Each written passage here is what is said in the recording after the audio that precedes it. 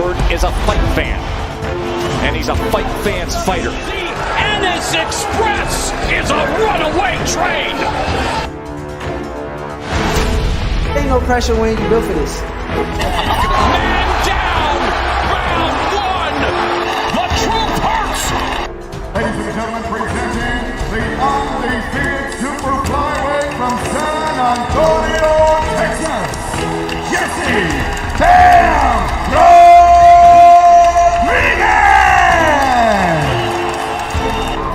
The universally recognized undisputed lightweight champion of the world, Devin the Dream Haney!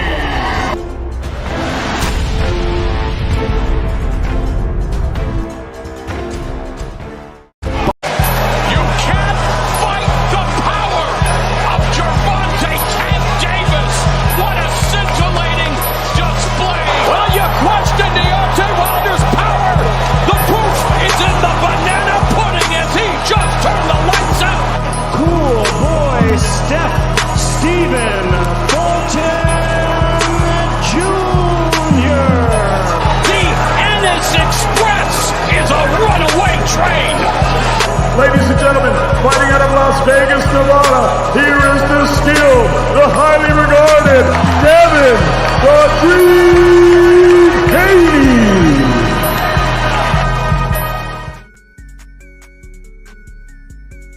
Hey, what up, family, man? Welcome back, man. Salute to the family. Salute to everybody who's in the chat right now, man. As always, you know what we do over here, man. We dropped the link early because we get started late. You know what I'm saying? We want as much participation as we can get. It's nothing better than chopping it up with my family. I may disagree with you, but it is what it is. Real quick, man. Let me shout the family out, man. We got my brother. Look at this right here. I reported you before I wrote this. Shout out to Omega Red, man. That's the homie, man. Shout out to Omega. Much love and respect. Cash Crypto is in the building, man. Salute to Cash Crypto. My brother Zoom, hey, bro. I'm gonna jump back in. We gonna rock on DMZ in a second, bro. We gonna rock on DMZ in a second, bro, when I get an opportunity. But shout out to you for coming through, man. Much love and respect. I got my brother Bullet Gibson in the building, man. My brother Brian Corbett is in the building. You know what I'm saying? Teach, always coming through showing love, man. Always coming through showing love. Piro is in the building. You already know what it is, Piro. Much love and respect. Lawan, I hope I said it the right way. Lawan Collins is in the building. Salute to you, my family. Much love and respect. Dank Father is in the building. Salute to Dank Father. Much love and respect, man. Josh Sanders is in the building, man. Salute to Josh Sanders, man. Much love and respect. You know what I'm saying? Who did I miss it? The Chop Shop, man. If y'all don't know, man, y'all go sub to the Chop Shop. Go sub to the brother, man. Great show over there, man. Much love and respect. Much love and respect. Hey, shout out to Joseph Jackson in the building, man. Salute to Joseph Jackson. Much love. I be who I be is in the building, man. Salute to I be, man. We got the queen in the building, man. Bella Faith. I hit the wrong button. I apologize. We got the queen in the building. Bella Faith, man. Salute, queen. Much love and respect.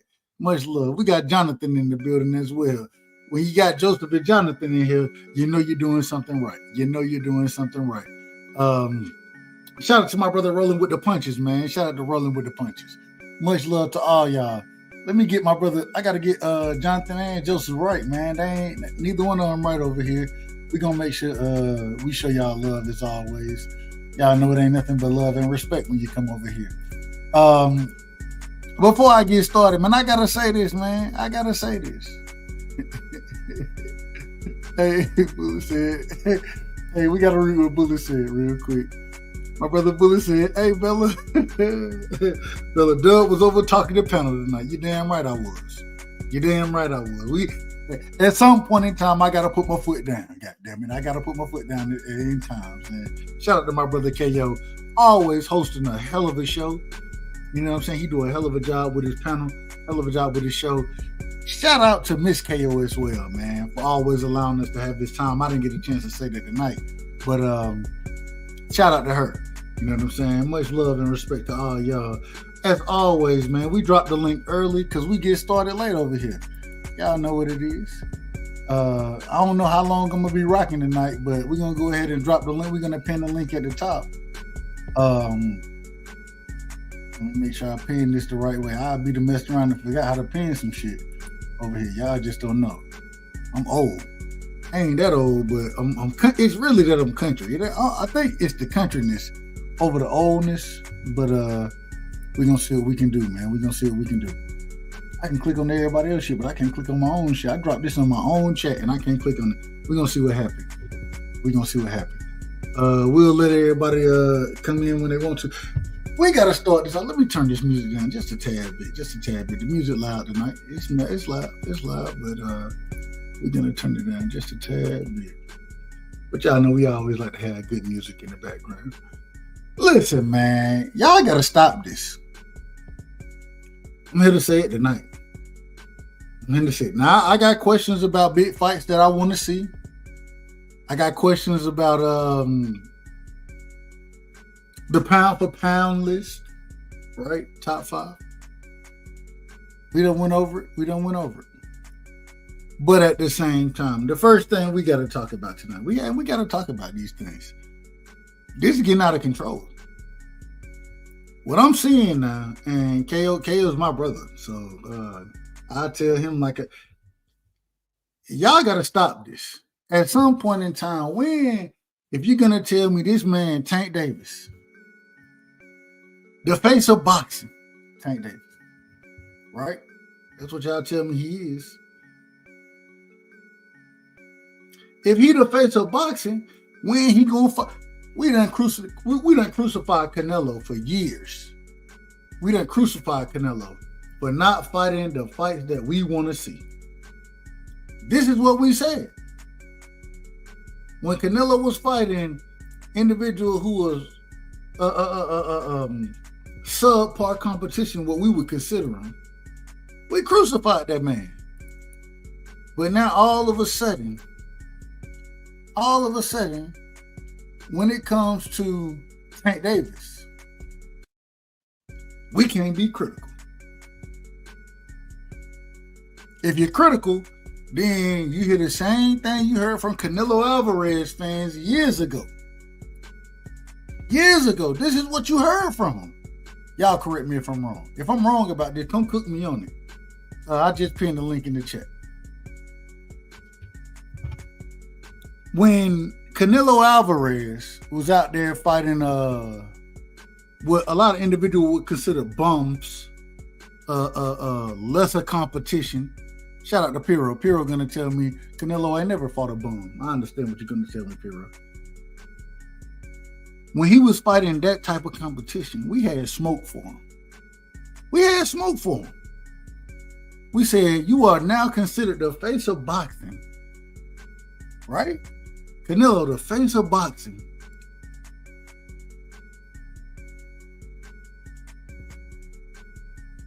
But you're not fighting the best competition.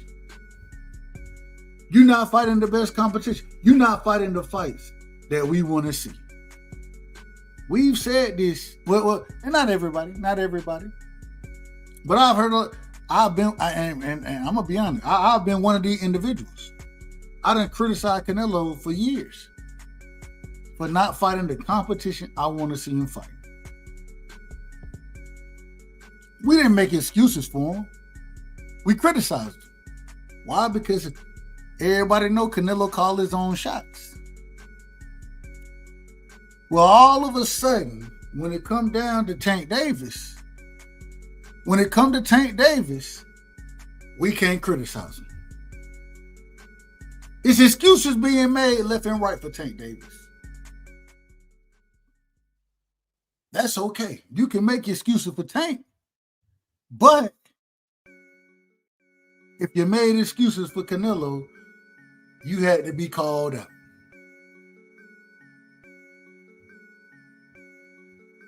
Is that a double standard? we got to ask the question. Shout out to Martin Nash in the building, man. Salute to Martin Nash. If y'all don't know, y'all make sure y'all go sub to Martin Nash channel, one of the best YouTube channels in the sport of boxing. You know what I'm saying? That brother got a hell of a channel. He run it the right way, in my opinion. So my question has to be tonight. Shout out to Cooking with the Champ, as always. Always showing love. Much love, champ. So when we were criticizing Canelo, things were correct then. But all of a sudden, it's Tank Davis. Now we can't criticize Tank Davis. If you criticize Tank Davis, you're hating on the young man. Other fighters need to be brought up. We need to talk about all these other people. We don't need to talk about Tank Davis. We need to talk about all these other guys. Wait a minute. This is one of what we would... I think we'd all consider him to be one of the faces of boxing, quote unquote, right? Canelo Alvarez, a face of boxing. It was okay in one sentence, but in the next, it's different. Piro, welcome to the panel, Piro. We got my brother in the building. Piro, man, give me your opening statements for tonight, man. What do you think about this? Is the criticism equal for the quote-unquote faces of boxing? When it was Canelo Alvarez, you done heard me multiple times criticize Canelo Alvarez, right? And now when I had criticism for Tank Davis, I'm hating on Tank Davis. Is the criticism equal? How do you look at it, my brother? Salute to you. Appreciate you jumping on tonight. What up, Dub? I don't think the criticism is equal, especially in Tank's case, bro. And people can criticize him all you want, but y'all just don't do it right. That's all. How should we do it then? What would be equal criticism? The way that we criticize Canelo, what would be equal in your opinion? Like everybody's like, "Oh, best fight the best," or these guys should fight each other. I mean, last time I checked, Devin hasn't fought any of other than like Regis. Wait a minute. Hold on. But now you're moving the goalposts because we're not talking about Devin. Right now, at the current moment in time, we're talking about the quote unquote faces of boxing, right? And let me ask you, Piro, would you consider Devin the face of boxing? No. Okay. All right. Okay. If Devin ain't considered, then I don't think he should be included in this conversation. We're going to talk about the faces of boxing. Is Canelo a face of boxing right now? Yes or no? I mean, he is the face of boxing. The face. Is Tank Davis a face of boxing right now? I would say, yeah. Of American boxing, definitely. So the criticism for Tank and Canelo should be similar, correct? Yeah, I mean, it kind of is. It's just Canelo fights everybody, and people, I'll bring up another one. But for Tank, he needs to start, Well, if you're gonna say, I'm gonna disagree when you say Canelo fight everybody. But if Canelo is fighting everybody, is Tank fighting everybody? Nope. So should we not have the same smoke for Tank Davis that we have for Canelo Alvarez? I mean, you should have the same smoke for all the fighters, to be honest, regardless of their popularity. We only talking about the face of boxing. You're trying to move the goalpost. Let's keep it on the face of boxing. I'm not trying to move the goalpost, bro. Because we're trying to keep it on the face of boxing. Y'all telling me that at this current moment in time, Devin is in the face of boxing. That's what you're telling me. I ain't got no problem with that. Ain't got no problem with it. No problem. So if he's not a face of boxing, right? Should we not have more criticism for the face of boxing? Because as the face of boxing, they should be making the fights that we want to see. When you agree? Yeah, and the face of boxing does that. Is that what Tank Davis is doing? He's not the face of boxing. You just said he was.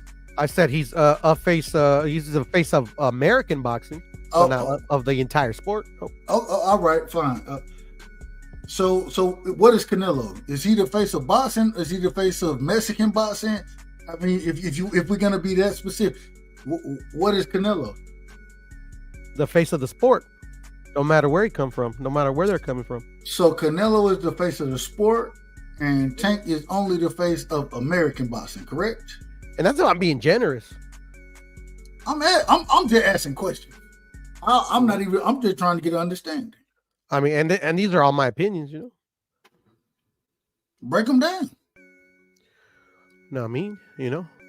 But I mean, like heavy is the head that wears the crown or something like that. I think that's how that goes, you know. So, you know, when you're expected, when your expectations are to like literally fight everybody and their mother, you know, it is what it is. You know, you're gonna get your attaboys and you're gonna get a fuck out of here, you know. Have you ever felt? So you feel that the expectations of Canelo Alvarez is too much? Is what you're telling me? No. I mean, at the end of the day, I mean, like, you know, some fans, you know, are like, you know, you could tell they're like overly like over the top with it, but at the end of the day, like, it's expected. It was expected of Oscar De La Hoya. It was expected of Floyd Mayweather. It was expected of Sugar Ray Leonard. You know, it was expected of all the the faces of boxing to, you know. So should we have that same expectation for Tank Davis? I mean, if you want him to succeed, yeah, I think you should. Amazing. All right, I ain't mad at you. Do you think he will succeed? Excuse me, I apologize. Abdul Wahid. I don't want to disrespect the young man. Do you think he's gonna succeed doing things the way he's doing them now, fighting the competition? And let me ask you this. I want to ask you, Piro, with you being, and you know, I like Canelo. I got smoke for Canelo because I don't think he's not fighting the fighters I want to see. So I got smoke for him. But at the same time, I can't deny the talent. Right? So the question is now,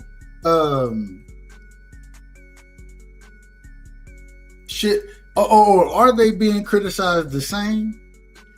And who's fighting better competition, Canelo or Tank Davis, the quote unquote faces of boxing? I mean, there's no comparison, bruh. Break it down. I mean, it's been broken down many times, bro. If you say there's no comparison, then I'm gonna say that would we say that Ryan Garcia, Hector Garcia, Pitbull Cruz, Isaac Cruz, who we fought for? Rolly Romero. Are we saying this is better Leo competition? Santa Cruz, Jose Pedraza. Agree. Are we saying that he fighting better competition at the current moment in time than Canelo Alvarez? I mean, it's no comparison, bruh. So you saying he is fighting better competition? Of course. So Tank is fighting better competition than Canelo? No, the other way around. Hold on. This is why I asked you to break it down, because you just said it. I broke it down, and then you said there's no comparison now. Yeah, tell me what you're thinking. Who's fighting the better competition? Who? I mean, I think I made it clear, bro. Canelo's fighting the better competition than Tank. That's So why Tank needs to step it up, you know? So we're saying that at the current moment in time, that Canelo is fighting better competition than Tank Davis. Okay. Now, next question is, if that's the case, and I done been on the panels. I done had smoke for Canelo.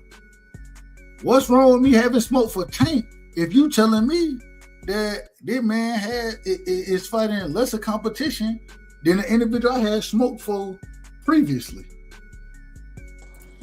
I mean, if nobody else calls you out on the dub, nothing, you know. But when I say you're taking it too far, then, you know, obviously it's puro, you know. So you think I'm taking it too far? Nah, I'm fucking with you, dub. Nah, man, talk your shit. No. Hey, we doing this for a reason. We got my brother Tony in the building, man. Tony, I muted you for a second. You got a little background on you, just a tad, but you sound good right now. Tony, welcome to the panel, brother. The question is, opening up tonight, man. Tank ain't fighting shit. He ain't fighting shit. I don't know what the topic is, but I'm gonna just say it right now. He ain't fought shit since he fought Pedraza. The biggest name he's had since then was Ryan Garcia, And in order for him to get in the ring with Ryan Garcia, he had to weight drain him and put a ridiculous rehydration clause on him. That dude ain't fighting shit. He ain't done shit in I don't know how long. Can we compare him to Canelo Alvarez right now? Fuck no. Amazing. Now, and I want to be fair. I want to be fair because I believe both of y'all. I think both of y'all rock with Canelo, so I ain't got no problem with that. I ain't got no problem. But I do want to be fair to Tank Davis. I want to be fair. Who do y'all want to see the man fight next? What's a respectable next fight for Tank Davis? Anybody. Like, this dude don't fight nobody. Like, he's gonna fight Eastside Cruz again, who is trash. Like, what are we talking about right now? This dude, like, oh my gosh, his resume is pure ass. It's garbage. Like, how the fuck do you let Devin Haney come behind you and become undisputed? How do you let Teofimo Lopez come behind you and become undisputed? Like, and now Loma's about to clean it up and be undisputed. Like, this dude's a joke. Like, get the fuck out of here. Amazing. Now I ain't gonna hold you. We all know that Tio was never undisputed, so we not gonna give him that type of credit. He was unified. But I can't say that he was undisputed. Look, in this situation. Here's the deal: the belt, the owner of the belt, the WBC, Mauricio Suleiman. Regardless if you agree with it or don't, because I didn't, but regardless, Mauricio said the franchise belt is like the WBA super belt. It trumps the regular belt. Yes, Devin had the regular belt because Lomachenko was vacated. They fought. Tio got all 4 belts. Whether you like it or not, I don't like it. And then Kambosos beat him and got all 4 belts. So I would only ask you this, Tony. Name me another undisputed champion that held the franchise title. Canelo, he wasn't undisputed with the franchise title. He held the franchise title at 160. At 168, he held the regular WBC champion. Yes, but because he had the franchise title, he was allowed to fight for the WBC title at 168, which was. But he didn't hold it at 68. No. But listen to what I'm telling you, Dub. Because he had the franchise title, right? He fought Callum Smith, who wasn't even ranked in the WBC, for the WBC title. I understand. I'm not disagreeing with that piece. Real quick, risk taker. I ain't never seen. I say it respectfully, my brother. Turn your camera on for a quick second. You ain't got to keep your camera on, but let me just get a good glimpse of you. I see your I see your hair. I don't see you. Turn it back on so I can see your face. I just want to make sure you ain't trolling. So we got my brother Crush in the building. We got my brother Smoke in the building as well. Risk taker, man, please just turn your camera on one more time so I can see your face. Once I see your face, you can turn your camera off and jump on the panel, my brother. Crush, we're gonna come to you. We gotta ask the same question. Hey, I see people in Omega Red is telling me the belts are trash. I'm saying all type of things right now. You as well, Crush, the legend, is in the building, and y'all make sure y'all go check out Crush, man. When Crush go live, y'all make sure y'all check out Tony Reviews. Get the smoke as well. Crush, we done criticized Canelo for years. Let me see what the brothers say in the background. Hold on, ain't no trolling. All right, go ahead. We're gonna bring you on. Don't start no smoke. Don't start no smoke, Risk Taker. We're gonna come to you in a second. Chris, we done seen the smoke that we done had for Canelo for years. All of a sudden, it seemed like it's different energy when it comes to Tank Davis. I already know how you feel about this. You're gonna tell me we don't need to be talking about this shit anyways. But this is what we're talking about. What's the difference in holding Tank Davis accountable versus holding Canelo Alvarez accountable? What's the difference, Smoke? I mean, excuse me, Crush. And shout out to the OG Mr. Legend. Y'all make sure y'all check out Coffee and Donuts in the morning, man, because whenever I'm over there, I always have a good time. I ain't gonna hold you. Go ahead, Crush. All right, so far as what Dub should we hold him accountable for as the same as Canelo Alvarez? I guess for what, certain fights or whatever may have taken place, I guess so. You can say the same thing. What's good for the goose is good for the game. You know me, I'm a fair guy. You know, most people who watch boxing or talk boxing, most of them are not fair people. But yeah, I would say the same thing. You gotta have the same exact smoke for everybody, no more, no less. So it's all the way around the board with me. Was even Steven is gonna get spread evenly. It was not gonna get spreaded at all. But just the whole situation with this nonsense. I think we putting too much into wanting these big fights to take place, man. And some of these fights is just for talks. I want everybody to understand that. Some of these fights that we think that's going to happen, they just for talk. And sometimes the talk got to die down at some point, So that's where I'm at with this Tank Davis and Devin Haney whole situation. I mean, if those guys going to fight, they're going to fight. All that other stuff in between, none of us don't need to be entertained with that, because we sit here and I listen to people back people, and I'm gonna say this: if y'all ain't sitting there in the office, y'all don't know what's going on. I don't care about hearsay. I don't care belief. I'm about knowing. I'm a knowing person. Belief means nothing to me. Belief is not having knowledge of. And that's all I hear. I believe. Well, if you don't know, your belief don't mean nothing. And meaning that, what are we talking about?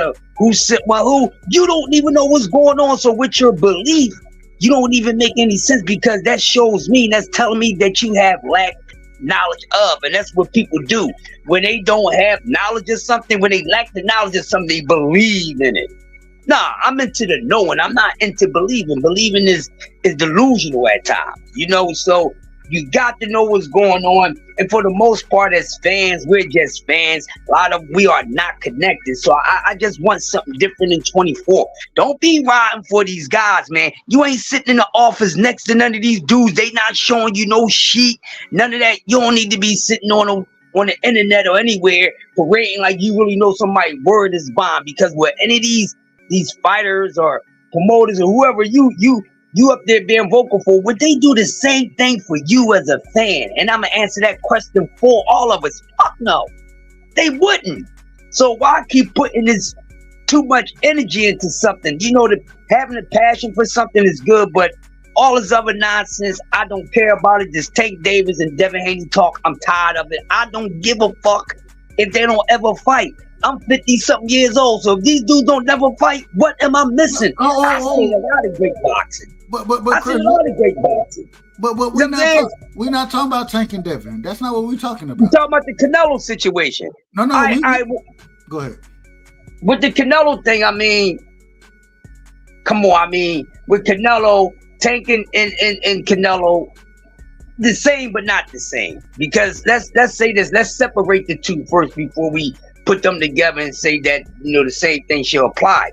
Well, the first thing is separation is this. When we talk about Canelo Alvarez, a guy that we know that a lot of us feel funny about, but we got to keep it funky. Look at his resume. He does have the best resume in boxing, which too many other people are not coming too close to it. So, I see the double standard in this situation, and it just needs to stop. You know what I'm saying? If you're not showing improving, who cares? Canelo needs to fight David Benavidez. That fight may not fucking happen.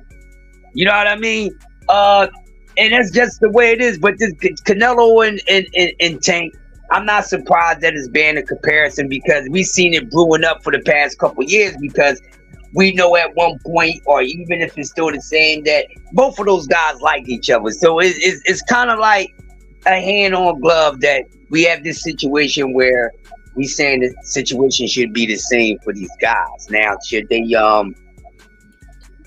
actually be heads chopped off for some of the moves that they made, some of the things that they said? Yes, they should. You should hold them accountable for anything, and anything that Tank Davis does, no matter if you like it or not. Yes, he should be held accountable for it. And we know that sometimes, some people get away with a double standard. Canelo might get away with something. Tank might not get away with that same thing. But at the same time, man, if they all doing the same crap, then the shit sticks the same to me, and it all need to be flushed out. Just need to be cleaned up, the whole situation. Yeah, real quick. Let me do this. Shout out. Pop with the drop, man. Shout out to Pop with the drop in the building, man. Shout out to I Be Who I Be. I think I shouted him out earlier. Shout out to Get the Smoke on the panel tonight, man. Much love, Smoke. You know what it is. Gertz in the building, man. Salute to my brother Gertz. JT is in the building. Salute to JT, man. Make sure I ain't missing nobody. T Berry is in the building. Real quick, shout out to Bruce Gas, man. That's the OG, man. Bruce Gas always coming through, smoking some of the best gas. If you really want to smoke some good gas, y'all need to call his ass. Shout out to Bruce Gas, man. BBO is on the panel tonight, man. Shout out to my brother BBO, man. That's the homie. He don't know shit about boxing, but that's the homie. We gonna go to Smoke. We going to Rich Taker, then we going to BBO, and then the panel is open, man. Smoke, it's on you. Question for the night, man. Should we have the same smoke for Canelo Alvarez that we had, or for Tank Davis that we had for Canelo Alvarez? What's your thoughts, Smoke? I don't even know how to really answer that question. I guess that's up to you, depending on what kind of standard you want to hold fighters to and what you expect out of both Canelo and Tank. But I don't really, I guess, I mean, that sounds good. I got up here because I was just hearing about, Canelo getting one of those franchise undisputed. I like your question. There's no such thing as a franchise undisputed. And the reason why Canelo fought for that vacant was because, Yildirim petitioned for it, really. That controversial fight he had with Darrell, he petitioned, he got himself into place. Even though he lost the fight, the WBC did what they did. But it wasn't because, but there's no such thing as a WBC, like a franchise undisputed. Stop all that. Nobody ever held a franchise. But nobody ever held a franchise title and was undisputed at the same time. It's never happened. He fought Callum Smith for the WBC title, not Yildirim. Yildirim was a mandatory defense. No, he fought Yildirim. No, but Yildirim is a mandatory defense. I know. He won the title. No, I know. I'm just telling you how the WBC. He fought. Okay, so Yildirim, the Callum Smith fight, the WBA was already signed. The WBC threw that title on the top. One, because Callum Smith was a WBC Diamond guy already, but before he became a WBA champion, and two, because Benavidez, he missed weight again, so they stripped him. But Yildirim was supposed to be the guy, right? So they had Yildirim in there as a mandatory, so they didn't want to leave that championship vacant. But none of this has anything to do with the franchise part. The franchise, as my man was pointed out, was at 160 pounds, and Canelo, when it got to 168, said he wasn't going to use it, which is why he wound up fighting Yildirim anyway, because franchise, you're not supposed to have mandatories, right? So he fought Yildirim as a mandatory because he was not the franchise guy anymore. That's a fact. The franchise belt played no part in Canelo becoming undisputed. It played a part of him. Yeah, all these T.O. being undisputed got to die, man. Like, I don't know how. I mean, I hear it. I understand. On the one hand, he was Loma won the WBC title, but he also won a vacant title and didn't follow the rules. So, like, I understand it both ways. I see, like, symbolically, like, you could say he's a symbolic undisputed, but he's not the actual undisputed. And see, that's the thing. Normally, when you win the WBC vacant title, especially when it's a vacant title, then you're forced to fight your mandatory immediately after that. The mandatory was Devin Haney. Even though Devin shouldn't even been the mandatory, Devin should have been the one in position to fight for that belt. Some type of way Bob Arum said it. Anyway, that's a whole nother story. All I'm saying is that once the regular belt was accepted, that changed the whole dynamic of what was going on in the division. Rich Taker is in the building, man. Rich, what you got for us tonight, man? You hear the conversation. Is Tank Davis getting the same smoke that we've been giving Canelo for years? Is he getting the same smoke? Yes or no? And then break it down for us, Rich Taker. You're on mute, brother. You're on mute. All right, Rich Taker, we're going to come back to you. When I see you unmute yourself, we're going to come back to you. BVO is in the building. One of the individuals who I ain't gonna say he don't know nothing about boxing, but he know very little about it. But hey, a great mind. No, that's my brother. I'm just bullshit. BBO, same question for you, man. Canelo Alvarez, is Tank Davis getting the same smoke that we gave Canelo for not fighting the fights that we want to see? Is Tank get? Oh, excuse me. Abdul Wahid, the brother formerly known as Tank Davis. His mama called him Tank, so I'm gonna call him Tank. But BBO, what you got for me, BBO? Hey, salute to my man Dub, man. Of course he want to attack the black man, so he don't know no. Oh, here we go. Now, I'm comparing him to the Afro. What would you call it? You wouldn't call him Mexican. What would you call Canelo? I don't know, but I'll say this: Canelo, of course, Irish. Of course, Abdul Wahid is not getting the same, criticism Canelo got. Pretty much, man, Canelo has been the greatest fighter since Floyd left. I mean, he didn't beat Austin Trout, Shane Mosley, Sergey Kovalev. I mean, the list goes on and on. I mean, Canelo's been fantastic.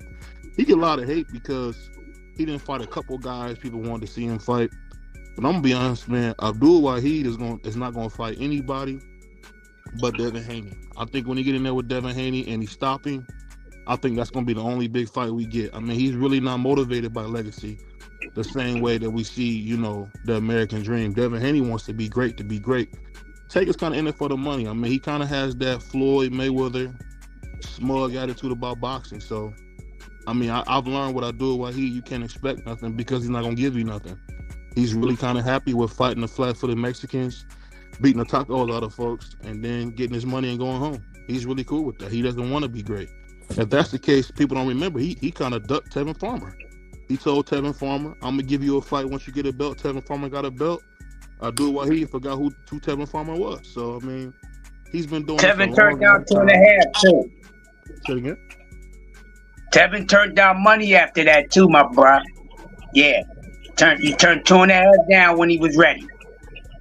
And went and bought somebody else. So that's after the fact. So try something else. But I just wanted to help you out with that one. That's all. Of course, my brother Crush, the second greatest man alive, want to attack me. But I said we've seen Abdul Wahid do this for a long time. He's about making his money. He's not gonna fight the fights the fans when he's gonna fight the fights that making the most money. I mean, he's really comfortable doing what he's doing. But I say this: if he give us a Devin fight, I'll be excited about that. If I can get the Devin fight, it's the same thing it was when I was excited about getting Super Judah versus Money Mayweather. That was a good fight. You can't expect these guys to fight for legacy like they used to. Those days are over with. As my man Crush told us, he's 100 years old. The greatest boxing is almost over pretty much, unless you get a few guys like Devin who, want to show you that they're great. Devin, Canelo, Teofimo Lopez, it's only a few of them. But I want to ask you this: why is Devin ducking Teo? That's my question. We're gonna get to your question in a second, BBO. We're gonna get to it. And I believe everybody have a very similar answer to the question you just asked. But hold that thought for a second, BBO. Hold that thought, because when you're talking about ducking an individual, that's very interesting. And we're gonna get to it. Shout out to my brother Dose in the building, man. Much love to my brother, man. The Chop Shop in the building. You feel me? Big doses in the building. What you got for us tonight? You hear the question, man. What do you think that Tank Davis, or excuse me, I keep messing the brother name up, man. Abdul Wahid, his mama call him Tank, so I'm gonna call him Tank. But is Abdul Wahid getting the same criticism that Canelo Alvarez we've been giving him for years? Are they getting the same criticism? I believe they are from their fans. I believe they are, which is zero. You know what I'm saying? No criticism? No criticism from their fans. No. Oh, from their fans. Okay. Wait. Now I'm a fan. I'm not a big fan of Canelo. I'm a big fan of Tank. Or excuse me, Abdul Wahid. Yeah. Well, but we are the few though. We are a few people that's a fan of Tank and Devin is very few. You know what I'm saying? Maybe 1% of the boxing population. It's what hard it to like sounds Devin me. though. Huh? It's hard not to like Devin, man. It really is. You probably hate his dad, but it's hard not to like Devin, man. Well, I wish a lot of people felt like you, brother. But anyway, I just feel like you know, neither one of them really get a whole lot of criticism, man. As far as from the majority of boxing fans, hardcore or casual, I think that like my man, you know, he included Canelo in the list of the greats, but yeah, you got Canelo that done been popped for PEDs. He done ducked fighters, like outright straight up duck fighters. He could have fought both of the Charlo brothers at 154, and he didn't do that. Benavidez been chasing him down. He made up a whole excuse. He not gonna fight a whole damn race no more, cause he's scared that this one guy that's happened to be a part of that race, which is the same race he happened to be a part of. Which is, you know, that baffles me. You know what I'm saying? And then, you know, when Benavidez lost his belt on the scales, he ran. He went into a whole nother sport, the track and field, and he ran to go get a shot at that vacant title. And then he got to pick who he was fighting against. People don't remember, but I remember. He picked Yildirim to fight. You know what I'm saying? People talking about Yildirim. Yeah, he picked him because Yildirim was one of his sparring partners. Yeah, you know what I'm saying? But so how can you consider that great, man? I can't. Come on. You know what I'm saying? Can I ask you a fair kind of question? Go ahead, brother. How can you say this about Canelo? Is it because Canelo's Spanish? Is that why you're saying this? No, I'm saying I would say it if he was black, if he was Chinese, if he was purple. I say it, bro. I mean, are those not facts I just spit? What did I lie about? A lot of those were just misleading, like selective memories, man. Like hold on real quick. And this is why I want to have this conversation. This is why I gotta ask about both fighters. Right, so I want to hear the conversation on both fighters. Oh yeah, like the brother BVO, and I already know what he's gonna do. Shout out to my brother BVO, but he gonna bring the race card into it, and so this is why we need to talk about the young black fighter the young black man and the Mexican. I was on my way to him, but that Canelo talk was boiling him up so hot.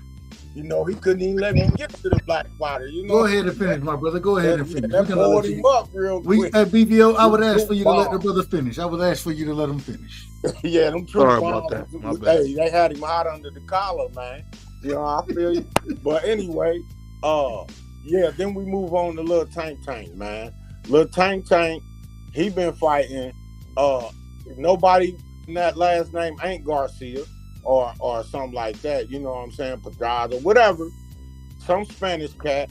That's all he know. You know what I'm saying? And then his fans allow him to fight these type of fighters that's not like the elite in his weight class, in or around his weight class. They might be elite under him. You know what I'm saying? Or something like that. But yeah. He ain't fighting no elite fighters, man. I paid for one of his fights, one of his pay-per-views, and that was versus Ryan Garcia. And that's because, and really, it wasn't like I was clamoring to see that fight. I knew what was going to be the outcome of the fight. That's what be getting me about Tank. I know who's going to win the fight. Like, I'll be so confident that if the odds wasn't sky high, I will put some money on it. You know what I'm saying? But I gotta bet $100,000 just to win $5 on Tank. You know what I'm saying? So it ain't worth it. You know what I'm saying? But if he has some fights that I want to see, I'm definitely gonna buy it. You know, and I bought the one, like I said, I bought the Ryan Garcia fight. You know, it just got to be a good fight for you. It got to be a good fight, bro. I ain't Gotta mad be at a it. good fight. Real quick, man. Let me go to my brother Rich Taker. Then let me go to Omega Red. Then the panel is open, man. I see my brother Tony trying to jump in here. So Rich Taker, are you there? Rich Taker, going once. Bring yourself off mute. You're on mute, brother. You're on mute. Going twice. Come on, Rich Taker. I see you come off mute already, man. I'm trying to give you the opportunity now. We're gonna come back to you. We gotta go to my brother. I gotta say it to one of my homies, man. Individual who gonna hold me accountable regardless of what's going on. He gonna call me and say, "Dub, you're talking crazy as hell." That's what Omega Red gonna do to me. Omega is in the building, man. Shout out to my brother Omega Red. What's up, bro? How you feeling? Omega Red, you on mute too now. You on mute. Going once. Going twice. Omega Red. We going to the Queen, man. We got the Queen Bella in the building. Bella, man, you hear these people talking up here. You hear what they talking about. Canelo My Alvarez. bad, man. Oh, okay. Omega, we coming to you after Bella. We gonna let Bella cook now because you was a set. Oh yeah. I ain't ready anyway, goddamn. I'm sitting here talking football over here, so my bad anyway. We gonna bring you in here though. We gonna bring you in here. Go ahead, Bella, man. Is Canelo Alvarez and Tank Davis getting the same treatment as far as criticism goes when we want to see both of them fight the best? Are they getting the same treatment? What's going on, Queen? Salute to the panel. Are they getting the same treatment? I would say no. I actually think Tank is getting a lot of passes, particularly kind of by the American fan base. You know, sad to say, mainly the American fan base is letting Tank continuously not fight the best competition, not unify. And the thing is, too, kind of with him, if you look at who he's fought and kind of earlier on the show, I couldn't believe this was even said. His best fights we're talking about Mario Barrios, which I thought, it's a good fight. Mario Barrios, Pedraza, which was years ago, and then Leo Santa Cruz. Santa Cruz was like a 118, 122, like, and then came up to 30. So to even say that is just like, wait, what? And you're comparing his fights to Devin Haney. But anyway, I just didn't understand the comparison, and just I think it's clear. I think it's fair to tell Tank, you're supposed to be the face of boxing. We want to see you fight the best, and you're not fighting the best. I find it interesting. Shout out to my brother Bram over there. We coming to you, Omega. I find it interesting that everybody want to tell me, and I have no problem with Tank being the face. You know what I'm saying? I have no problem with it whatsoever. What I got a problem with is the same way I expected Canelo when Floyd was the face. We was looking. I had me personally. I wanted to see Floyd fight Winky. You know what I'm saying? I'm a huge Winky Wright fan anyway, so I wanted to see that fight. So I mean, I've always had criticisms of the top, but at the same time, as long as you attempting to fight the best, I ain't got no problem with it. Can we say every fighter is the best? No. But as boxing fans, I think we all know who the upper echelon of the divisions are. And it seems like we not getting those fights. That's my problem. Omega, we coming back to you. Then we going to Risky Taker. You know what I'm saying? And I got my brother Bullet. He's about to jump in here. After both of y'all go, we going to get Bullet in here. Go ahead, Omega. Yeah. So, well, the question is, they get the same criticism. Tank Davis, and I heard. Hey, I ain't gonna say I've heard you Hey, criticize keep it simple, Canelo bro. Alvarez. Just say the question. Keep it simple, bro. Tank Davis, Canelo Alvarez, do they get the same criticism for not fighting the best fighters? Apparently so, because everybody keeps saying Tank Davis ain't fighting the top fighters, and y'all say the same thing about Canelo, right? That's all I've been hearing. So how they not getting the same goddamn criticism? Is that your answer? Is that your spiel early? That's what I'm hearing. Y'all talking about it right now, right? That's what we talking about. So how are they not getting the same criticism? This shit is crazy. That's why I say, man, people, this shit is crazy to me. Yo, they both did $1 million views. So apparently they fight some people want to see them fight. Or else they will be buying the damn pay-per-view. Now, you might not like who they damn fight, that's you.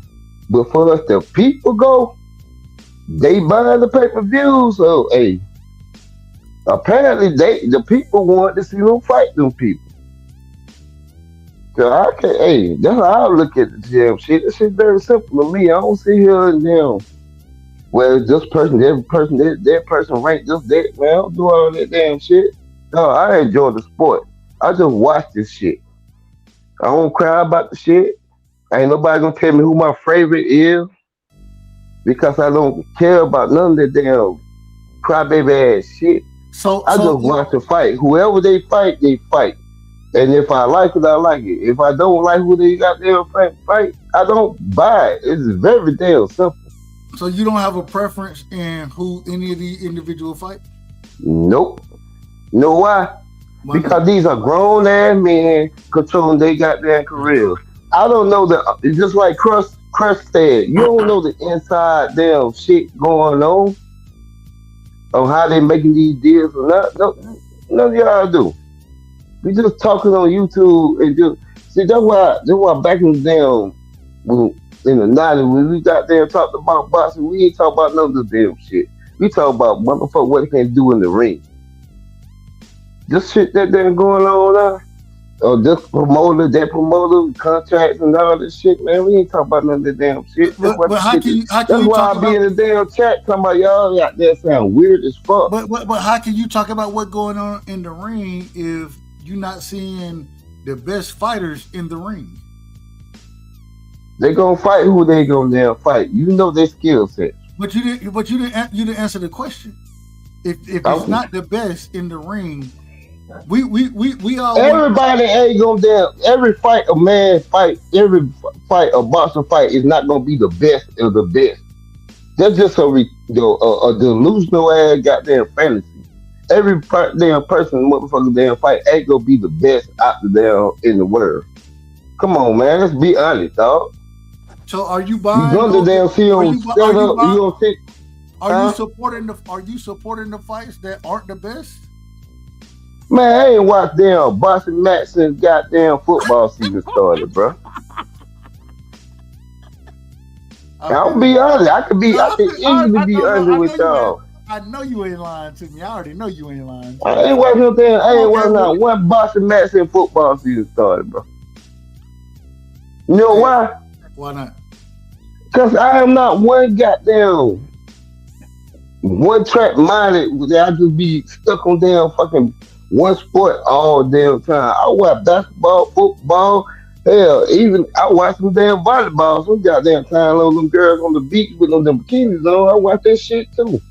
Well, I'm not going. I watch track. I watch all that shit. I watch the Olympics, dog. I don't goddamn be stuck on all that damn just one goddamn sport like that, bro. There's other shit going on in life. Okay. I ain't mad at it, Omega. I ain't mad. Real quick, Rich, take out. Just like Monday. Now, who you got Monday? I ain't watching that shit. I know you ain't. I know you hot. I ain't watching. I know you hot. Hey, y'all supposed to be there. Hey, Georgia should have been there. We would have beat the shit out of Michigan. I believe so too, bro. That's why I've been fucking with you all night in the chat about that damn shit. Man, fuck it, man. I know you mad about that shit. Go ahead, man. I'm gonna go back on mute. We're gonna talk about it in a second. Rich Taker, you in the building, man? Yeah, I'm back. My bad, man. I was eating this shit. Nah, you good, bro. Same question as everybody. We got the opening question. We're gonna go to Bullet next, then the panel open. After we go to Bullet, man. After you, then Bullet. Go ahead. Canelo, Tank, do you think they're getting the same criticism? Kind of. Well, I ain't gonna lie. On Canelo situation, I don't really see anyone talk about Canelo like that. Like, to be honest, I think Canelo's kind of getting irregular now because, you know, a lot of fans are getting tired of his bullshit. You know, they're trying to see him fight Benavidez or Morrell, one of them, right? So, you know, at this point, nobody really talks about him more. And the only thing I hear right now is just Tank, Shakur, Haney, Tank, and all that, right? And Spence and Crawford, Boots. But, yeah, well, it used to be Canelo, but now now I feel like Tank is getting the most criticized right now. Well, which is true though, you know, he ain't really fighting the best. He's out here just cherry picking. You know, doing this fraudulent shit, scamming people, scamming fans. I want to keep fighting non-Mexican fighters. You know, scared to fight every Black American fighter. So, you know what I'm saying? It's like, you know, I don't really pay attention to Tank. Like, I try my best not to, you know, talk about him. It's just a waste of time. Oh my God. All right. Hey, Bullet, you heard what the brother just said, man. He said he ain't even trying to pay attention to what Tank got going on. Because, anyway, that's a whole nother story. Bullet, you know what it is, man. Shout out to you, my brother. Canelo. Yeah. Tank Davis. Is the criticism the same from these fans? You hear me? You're crispy, brother. You're crispy. Yeah, okay. All right, you cut out. I don't know. You was crispy for a second. Then right when you said okay. We ain't hitting nothing else I'll from say it. yes. There you go. It is. In the sense of, can you hear me? Yeah, go ahead. Yeah.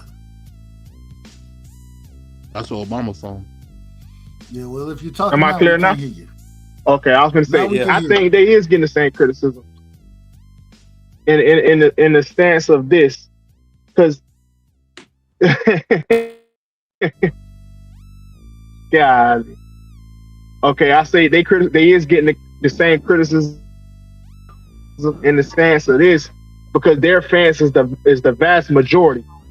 You know what I'm saying? So the majority of the people that you looking to criticize them is not going to, but the people, the other side, like, you know, this small little ecosphere that we're in, this YouTube space, they are getting criticized to a certain extent, but it's not going to be to the extent that you.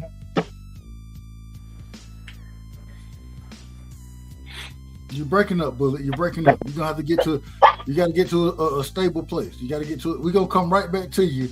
I'm gonna let my brother DJ Black Charm. Shout out to Black Charm in the building. Hey, I gotta tell you, DJ. I just realized. I think I told you this already, but you stay right around the corner from my father. So, shout out to you, my brother. Shout out to you. Yeah. So that means we got to link up and go to that real still and why one of these good fights that go on. Hey, we gotta catch him one time. Yeah, man. But I heard your question. That's why I hopped on about the criticism. This Tank get the same response. That's what it was. That's the question. Response. The same criticism as Canelo Alvarez. I believe he do. Now I don't believe Tank respond the same way that Canelo Alvarez respond. As far as saying that people only want a payday, you know. I think his response is always, they ain't on my level, you know. And he also came out, he said the only reason why he responded now, because cat's getting a little flavor right now, people talking about him. That's the only reason why he'll say anything about him. He said that, like, I think he was like on vacation or something like that. You know, he had a video out. But as far as people wanting to see Tank fight everybody, I think they've been wanting to see Tank fight everybody, and this is why Tank said a few years ago that they think he like Superman or Incredible Hulk or somebody. You know what I'm saying?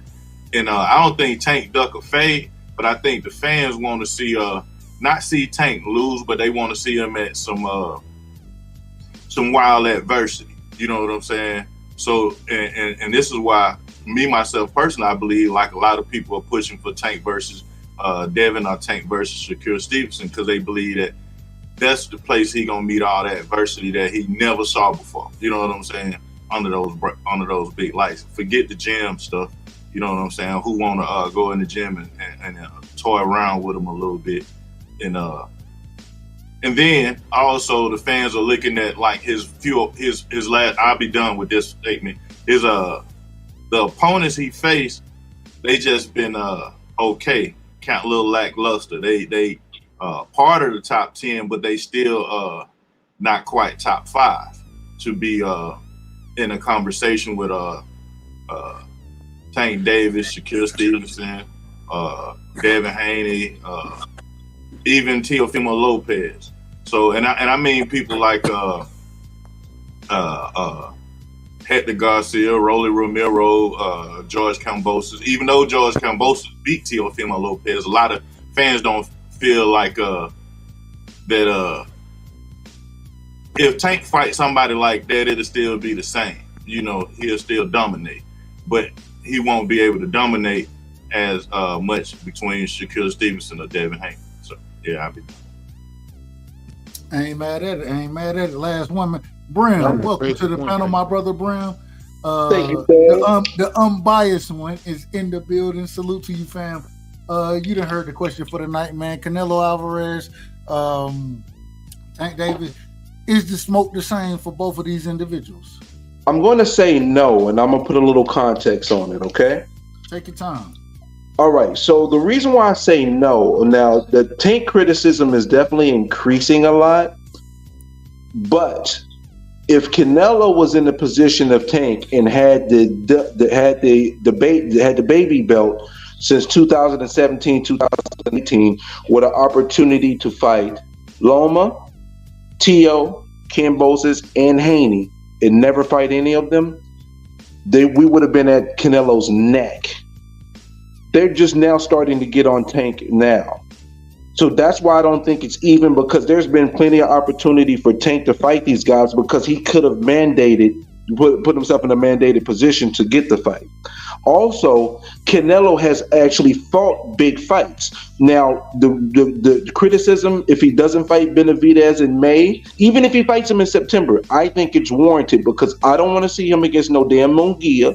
I want to see him against David. And I think he'll beat David, but at the end of the day, that's the fight I want to see. So I'm going to give him the criticism. But at the end of the day, he has made major fights. When they criticized him about not fighting certain people, he ended up fighting them. We have not gotten that from Tank. So it shouldn't be even criticism right now. Tank should be getting much more criticism, even though there is warranted criticism towards Canelo for not fighting David Benavidez as of right now. But at the end of the day, that's the only guy we can really say that Canelo hasn't fought. Now, we can bring up Morrell, but Morrell is a pup still. Even though he's talented, he's still a pup. Outside of that, everybody at 168, he cleared out and got all the belts. Until Tank does something like that, there's no way we can have an even criticism amongst them two, because I don't see it as it being even, because there's still more criticism to Canelo than there is to Tank. Can I ask you a question? Shoot, please. So you say that about Morrell, right?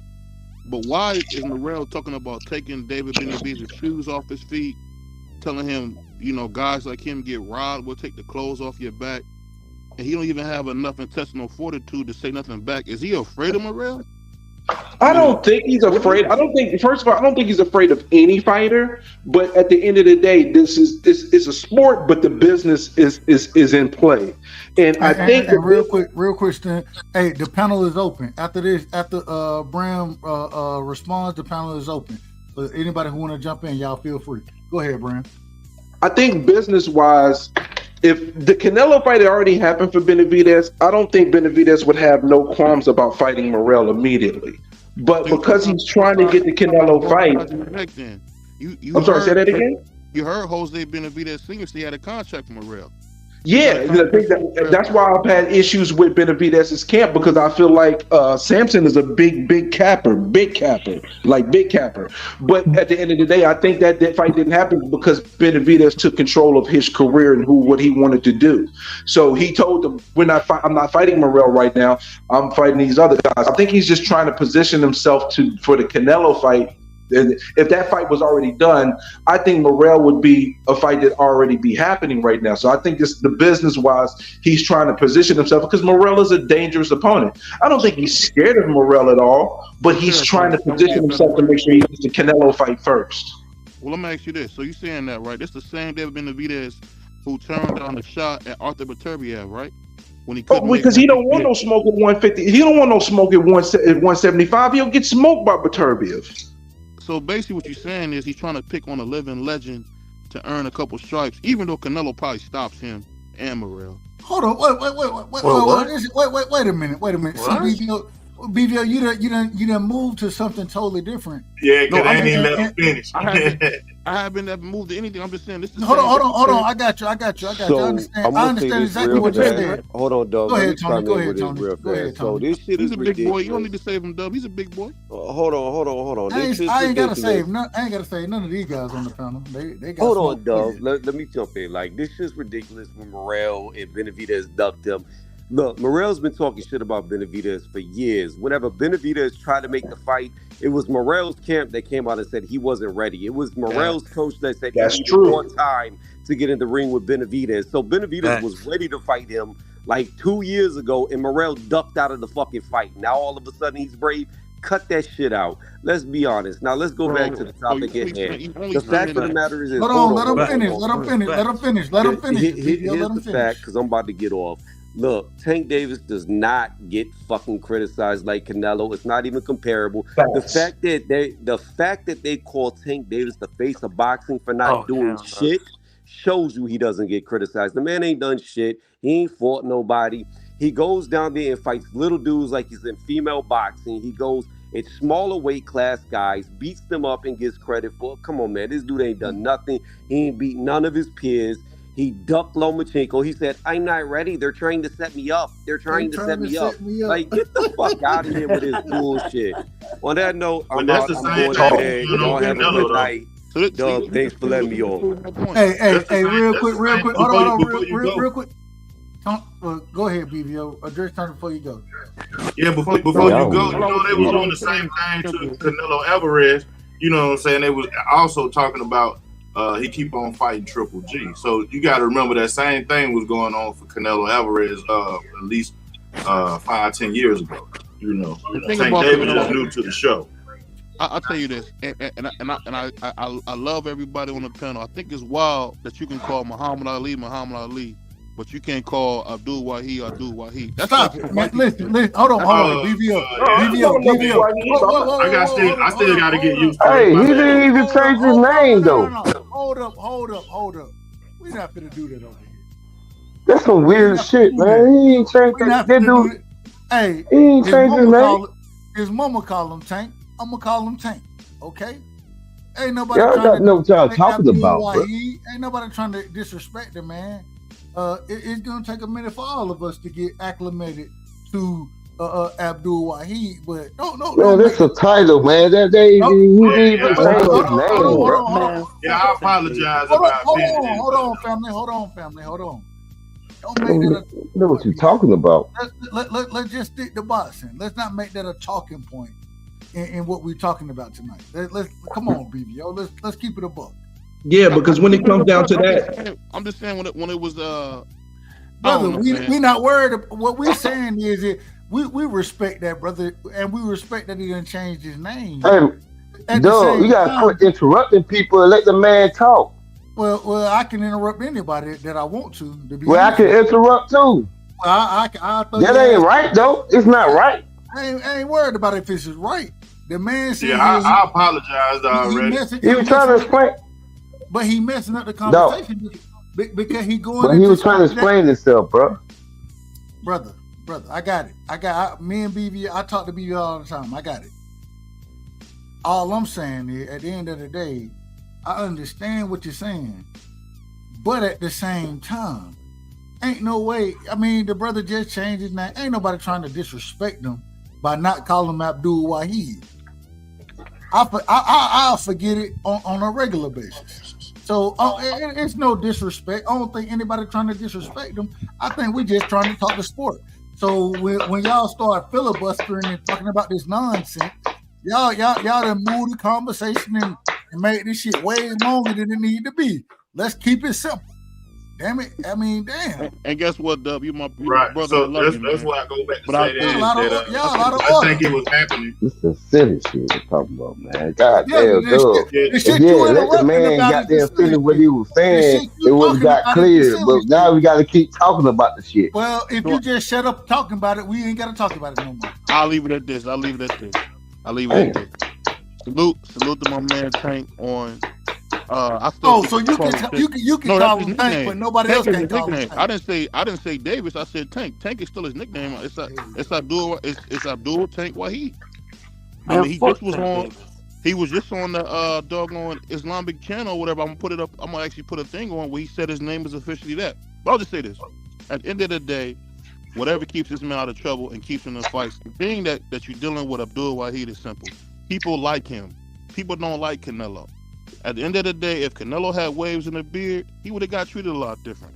At the end of the day, they consider Canelo a Mexican and all this other goofy stuff, so they want to give him all this criticism. But at the end of the day, we seen Devin, the American Dream, be right there.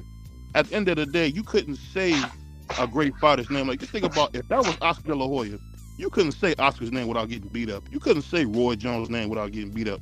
And at the end of the day, I think Abdul Wahid has been a failure as the face of boxing. He's been an absolute failure at being a man with the crown because he don't defend the crown and he let guys talk to him crazy. Like, at the end of the day, he should have fought Devin Haney at least twice by now. If this was back in the day, he would have fought Devin Haney twice. Can I add something real quick? Go ahead. Here's the made no sense.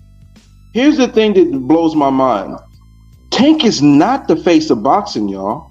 He's in position to become the face of boxing, but he is not the face of boxing. One pay-per-view that does gigantic numbers does not automatically make you the face of boxing. It's called consistency. It's called fighting the best. It's a combination of multiple factors. It's you fighting best and beating the best. It's you being the biggest money generator. It's all those things. And Tank has not been on the Forbes list. He might be on the Forbes list this upcoming year, but the two boxers that's been on the Forbes list has been Canelo and AJ.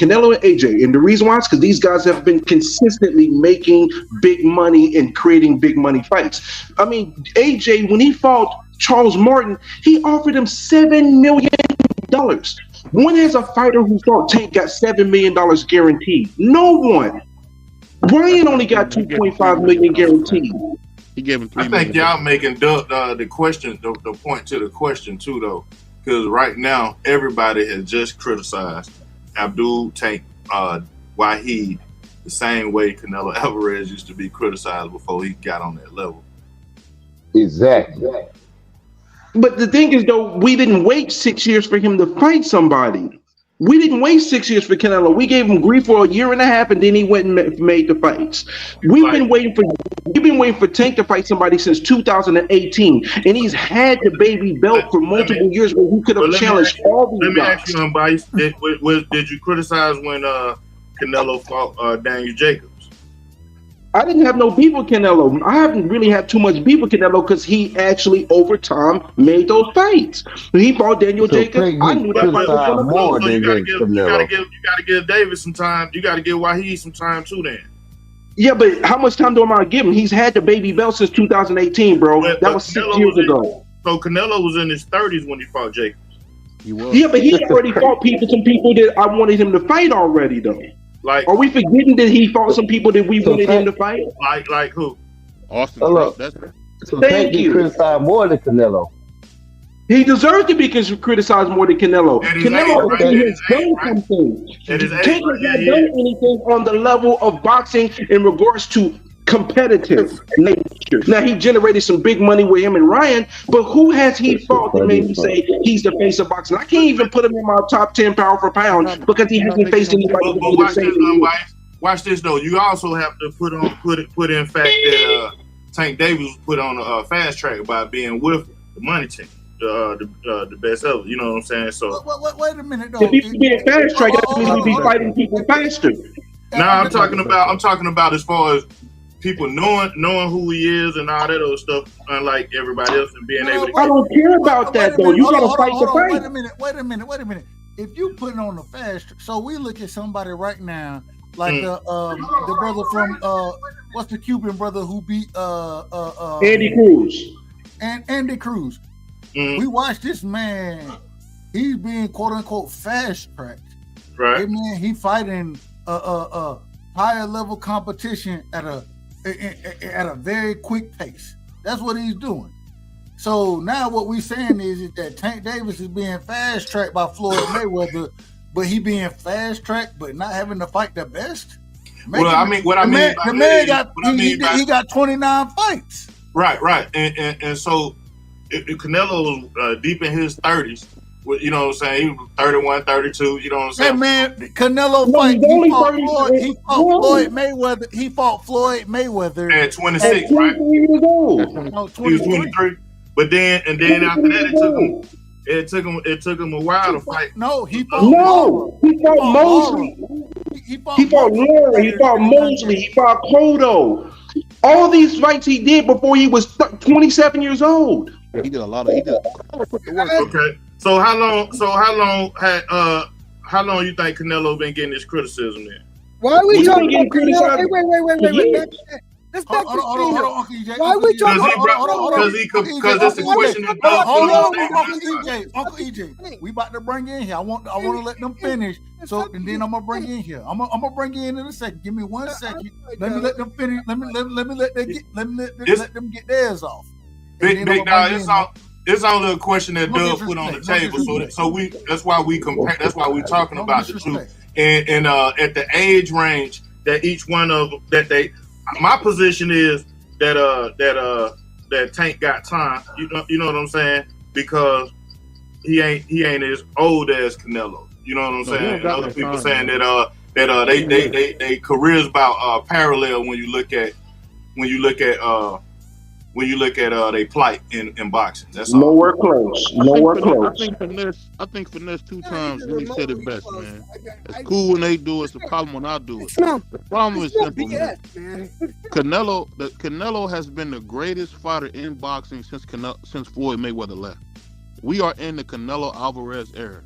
We seen this guy go up, knock out Sergey Kovalev, who beat Andre Ward that first fight. No, he didn't. Then we seen. Listen, and then we seen him go up. No, you stay doing that nonsense. You stay doing that, BVO. You stay doing that. Listen, you my brother. Putting that straw man out there, ain't a man.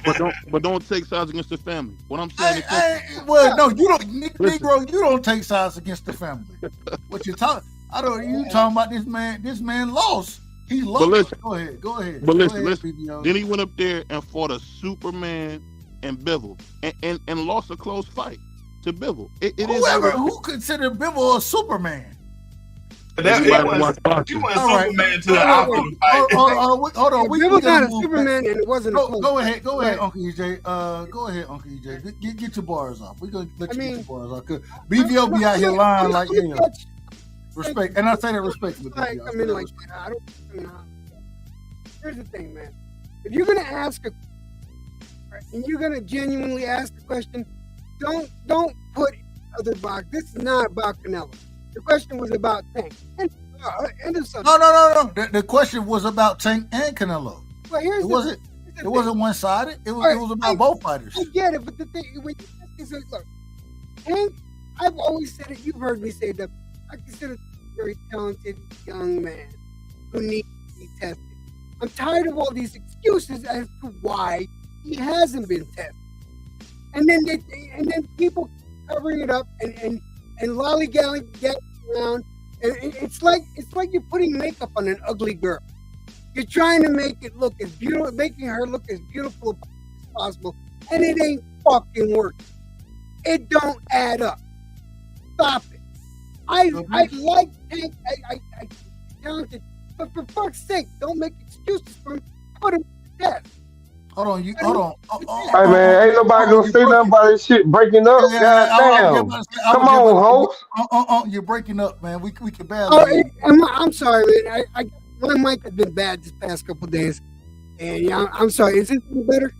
Nah, you cooking though. You cooking though. Real quick, your mic is popping, and then you're going out at certain times. So I don't know what you got to do, but just try to straighten it up. I apologize about that. I don't mean to inconvenience you, but yeah, I mean, don't cover it up, man.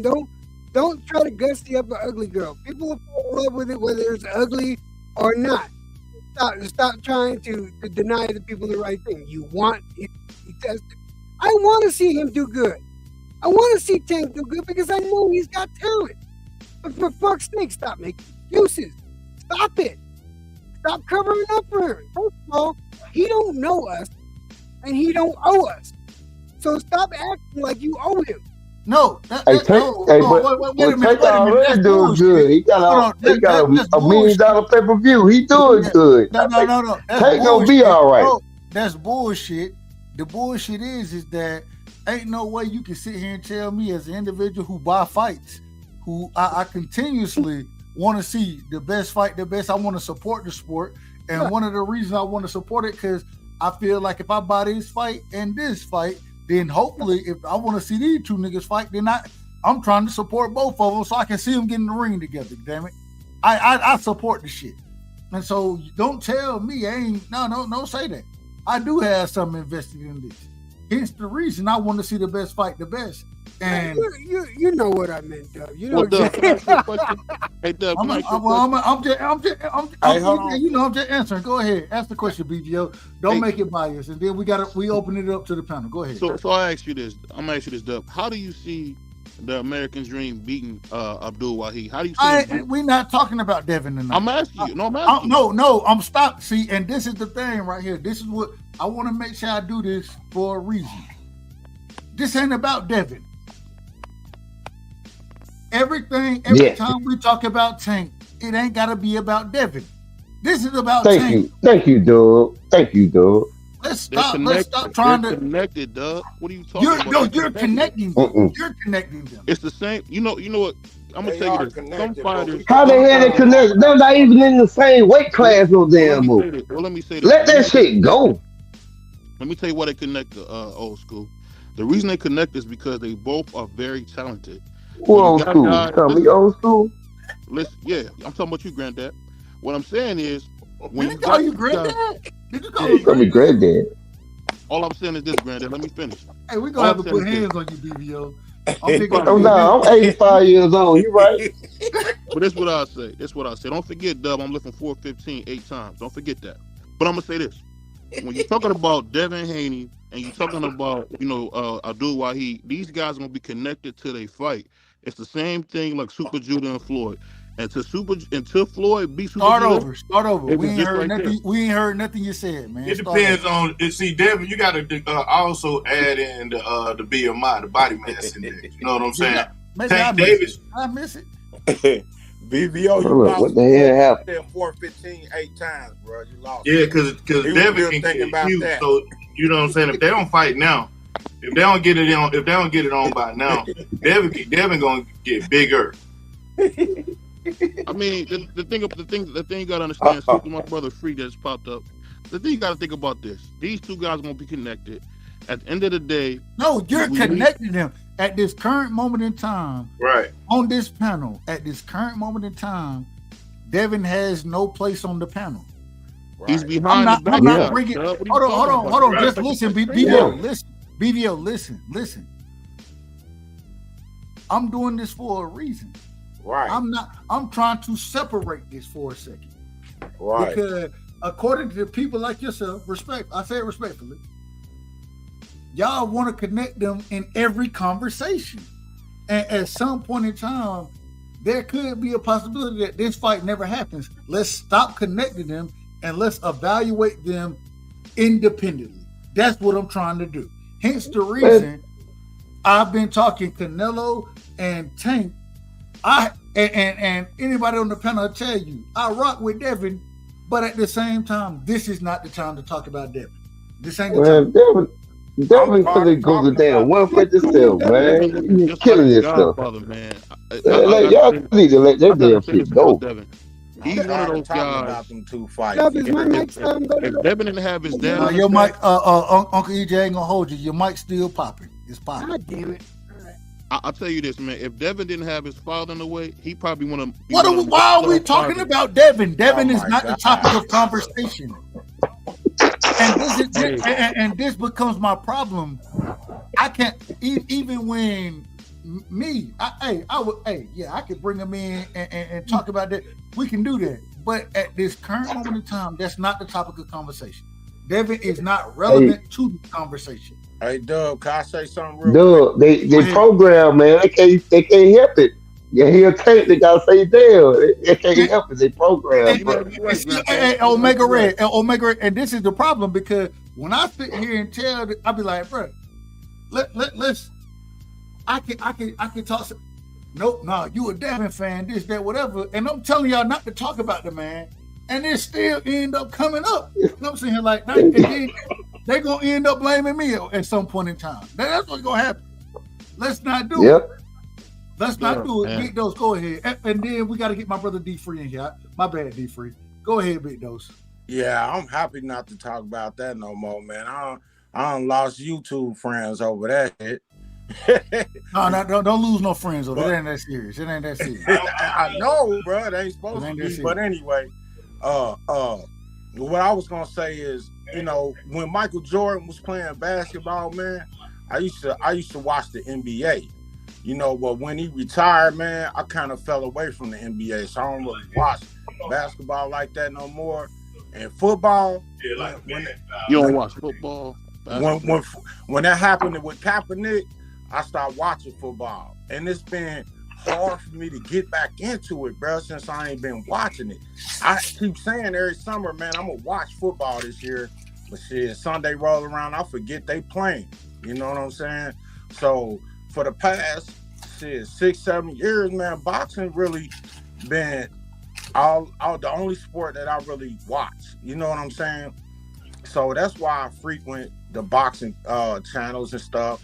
And brothers gotta realize when you go on boxing, what they gonna be talking about is boxing and potential matchups and stuff. And fights that we want to see. You know what I'm saying? That's what we gonna do on boxing channels. You know what I'm saying? Devin Haney and Wahid, that's what we want to see. I understand. I understand it, but we got to stop. God damn, I'm gonna say Devin again. See, we got to stop connecting them at the hip. They're not connected at the hip at all. So and they got two different legacies. If we as boxing fans can't take a step back and understand that, hell, I can talk about Tank without talking about Devin. I can talk about Devin without talking about Tank. Right, indeed. So I got a question I want to put out. Hold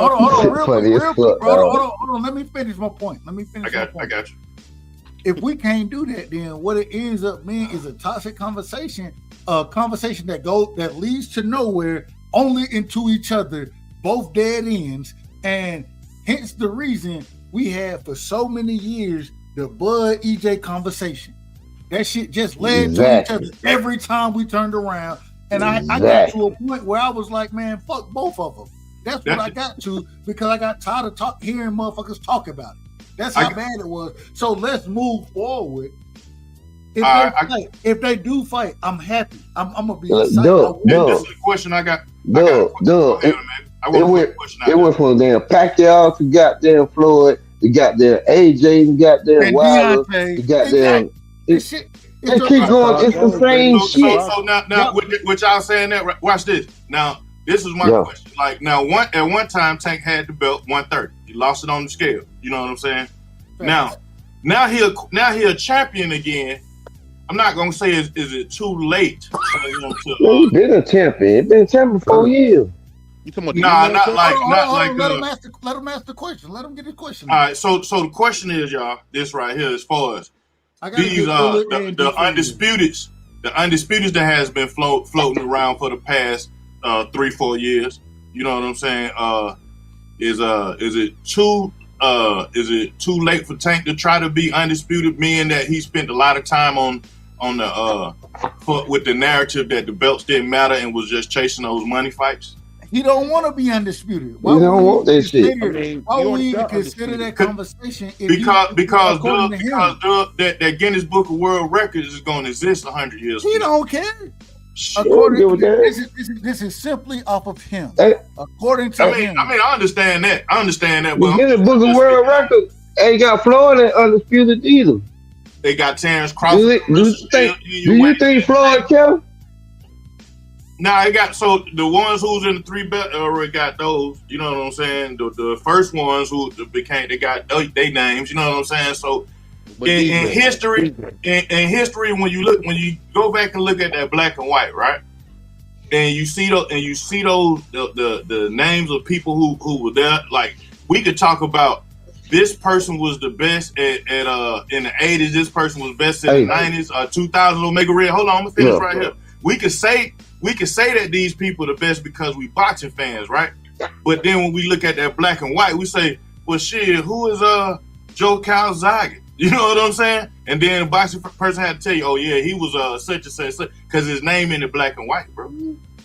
That's a good question. Man. What belt did Holyfield and Tyson fought for? Don't do it. Don't do that. Nobody don't know. Nobody. I don't even know. So nobody cares about because nobody cares. But they was already the name was bigger than the belt. They was already champion. You just saying that to take credit away from fighters, man. At the end of the day, no, I'm not taking the credit away from fighters. I'm looking at this shit in reality. I'm gonna tell you this, just like Arthur Butera. I can ask anybody out here on the damn street right now, and they would say what belt. They can't even name a belt. They don't care about belts. People buy fights to see the fight. They don't care about the belt. But look, this what I think y'all argument is flawed at. Go ahead. I'm gonna say this: you need people like Bivol who says, "I don't care about the belt. I'm gonna fight Butera. I don't care about the belt." You need people like that. You need people. No, he do care about the belt because he said he wanted to be undisputed. But no, Dub. He just had an interview. Had an interview. He said whether he gets the WBC belt or not, he's gonna fight Butera. He's not gonna let Butera leave the sport without fighting him. So we got to talk about updated news and what's going on. But this dude Bivol said he's not going to let Butera leave the sport until we fight him. So when you hear stuff like that, I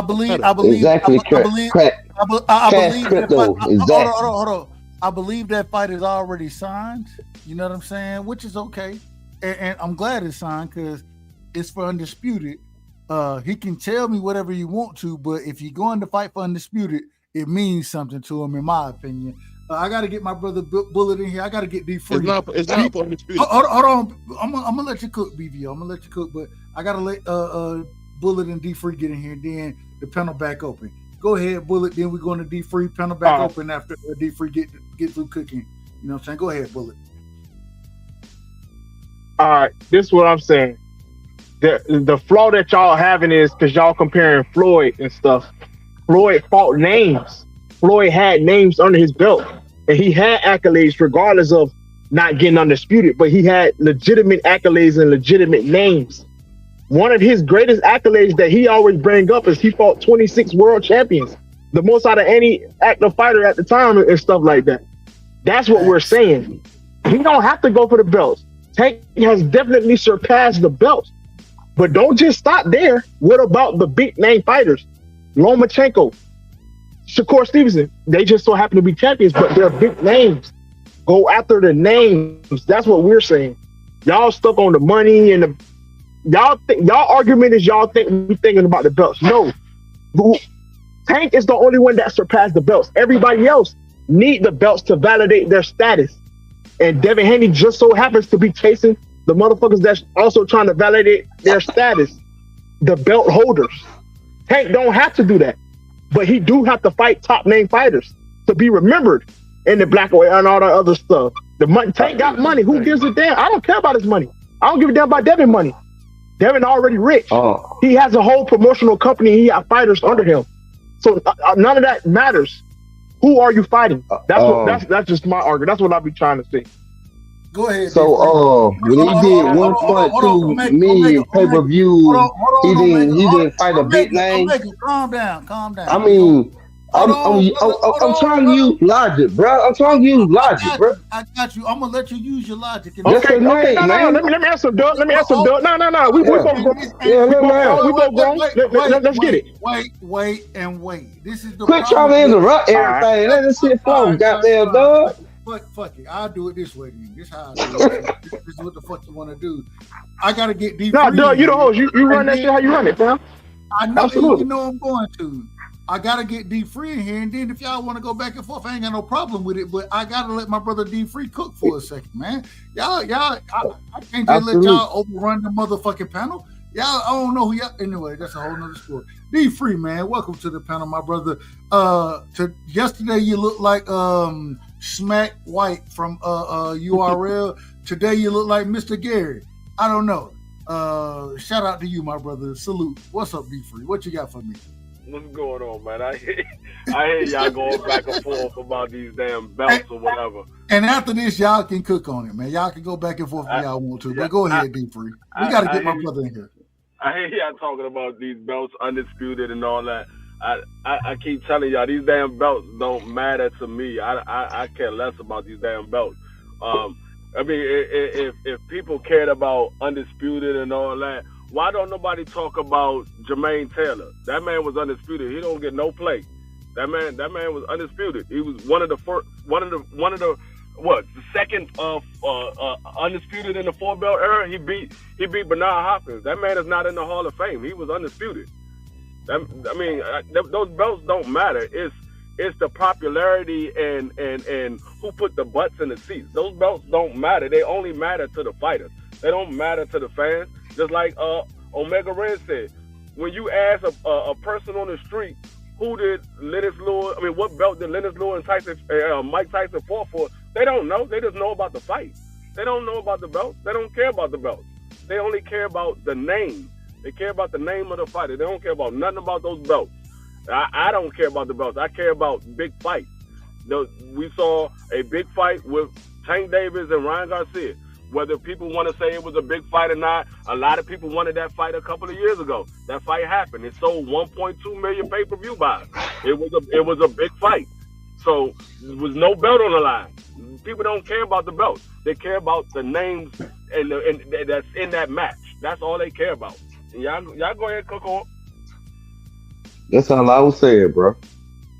Hey, now y'all go ahead. Y'all go ahead and cook now. I'm just saying, I had to get my. All right, that's exactly the same shit I just said. But to answer Omega, because Omega said, wasn't that a big fight? It was a big fight. I never said it wasn't. But don't just stop there. That's all we're saying. Don't stop there and then go back to Isak Cruz. Don't stop there and then look at Ryo. Hold on. Fight somebody else. I gotta stop here. You said big name. You didn't say big fight. You said big name. Big name. I said it made a big fight because Ryan Garcia got a name. It's a big name. And you said, yes, but you also don't fight big name. That's what I was saying. Yeah, you don't. But this what I'm saying. You just also, did. You got last fight. But look. Okay, let me explain. And I just said I give him that name. I absolutely do, because regardless, like if Tank went and just fought Pacquiao right now, and I know people gonna be like, no, that's still a big name. That's gonna generate money. Yeah, you know what I'm saying. Yeah. But we also got to look at the circumstances of when the fight proceeded. Now Ryan Garcia just came off a layoff, and he partially retired twice before he fought Tank. Now when he was in, I'm gonna say quote unquote full, even though I think Tank would beat him, was gonna beat him regardless. But when he was quote unquote the regular Ryan, the fight didn't happen, and it was Ryan's fault because he pulled out of it. But the circumstances put an asterisk on it. Bro, I think you looking at it different than I'm looking at it, bro. To be honest with you, I'm talking about big name as is what the people here name. I'm not talking about, oh, you got to go back and look at what he did and all those layoff and shit. Ain't nobody really looking at that damn shit. People doing other damn things, but when they hear a big name about to fight another big name, they buy the fight, bro. Yeah, but I'm talking about in terms of the legacy. So, I know he got a big name. I know what you're saying. Yeah, you do. Yeah. I was talking about the circumstances as well. That's like the other shit. You know what I'm saying? You talk about like from just regular casual aspect. Nigga, ain't nobody cares about motherfucker here, I know you know I rock with Devin. Motherfucker here, Devin and Regis, the casual fans. Who? That's what they say. You hear Tank Ryan? Hell yeah! You talk about the Puerto Rican kid. You know what I'm saying? Yeah. I understand what you're saying, but I was talking about from the legacy aspect. The fame and fortune, baby. It's about fame and fortune. You know what I'm saying? It's big name. So you can't say he don't fight no big name when he just fought a big name. That's what I was just saying. Because it's sold. You can't deny that. But this is the question right here. So if we all, and once again, I'm one of the individuals who thought that Tank Davis versus Ryan Garcia, I thought that was a hell of a fight. You know what I'm saying? I ain't had no problem with it. Still don't have no I ain't buy that fight either, Doug.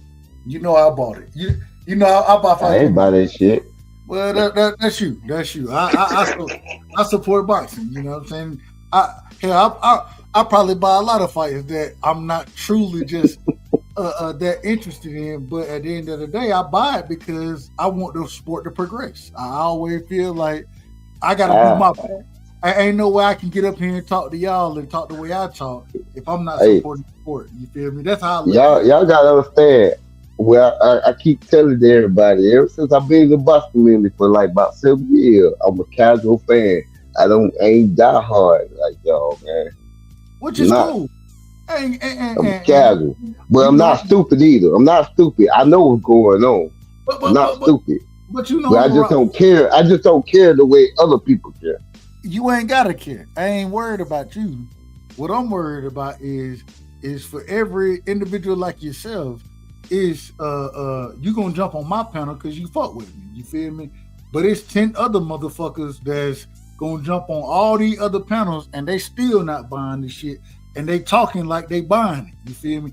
Those the individual I got a problem with. A nigga who gonna keep it a buck with me, I ain't got no problem with that. You know what I'm saying? And I know keep the buck. I already know. Well, you already know what it is. What I'm saying is this though. At the end of the day, we gotta support the sport. And so, but at the same time, these fighters gotta give us something to support. And so if you're not giving us something, a quality product, yeah, somebody like me, I'm gonna buy it regardless. Why? Because I need that shit to grow. Because this is what I want to watch. It goes into if it's a Cowboys game. If they put the Cowboys on pay-per-view, I'm buying it every fucking weekend. I'm just letting you know. I'm buying it every weekend. Why? Because I support my team. You feel me? You buy the Cowboys. If they put George on pay-per-view every weekend, guess what? I'm buying it. Florida State, I'm buying the game because I ride with my team. That's just who I am. You know what I'm saying? So if Georgia play Rutgers, you go buy the pay-per-view? You fucking right. And you know I ain't lying. Man, I watch every game. I watch every game. So I feel you, bro. I feel you. If you love the sport, you gonna got there and get that shit. And so all I'm saying is when I love these sports, bro, I want to see the best against the best, and the only way I'm gonna get those fights, I gotta pay for it so I can get some of the shit I want to see. That's how I look at it. I say all that to say this. Going back and not trying to tag Tank Davis with Devin Haney. What's the fight we need to see from Tank Davis next? What's the next fight for him that y'all are willing to pay for? Hey, we know it's gonna be pay-per-view. We know that. What's the choices? What's the choices first? You gotta break down the choices. I gotta give choices. He had 135. I'm tired of people got them Devin is with damn Tank Davis. Tank Davis at 135. So what the choices do we have? Well, first off, any choice that we have, would you agree with this, Omega Red? Any choice that we have, we gotta pay pay-per-view to watch it. Would you agree with that? Any choice? Any choice. Any choice? Hell no. I just told you I don't buy pay-per-view like that. I'm poor. I ain't got money like that, dog. That wasn't the question. Any fight that Tank Davis fight next, is it gonna be on pay-per-view? They probably gonna be on pay-per-view. Most likely. Ain't no probably or most likely about it. It's going to be. And Yeah. so now the question becomes, what are you willing to pay for?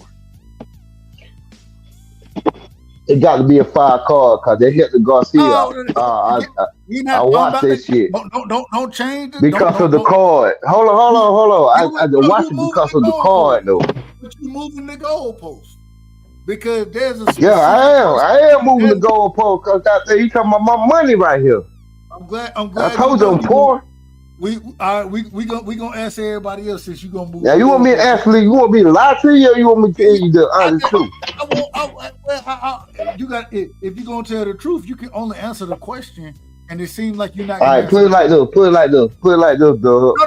Are you hold on, Omega? Are you gonna answer the question or not? Yes or no? Yeah, I'm gonna answer, but I want you to understand something about me. I want you to understand something about me.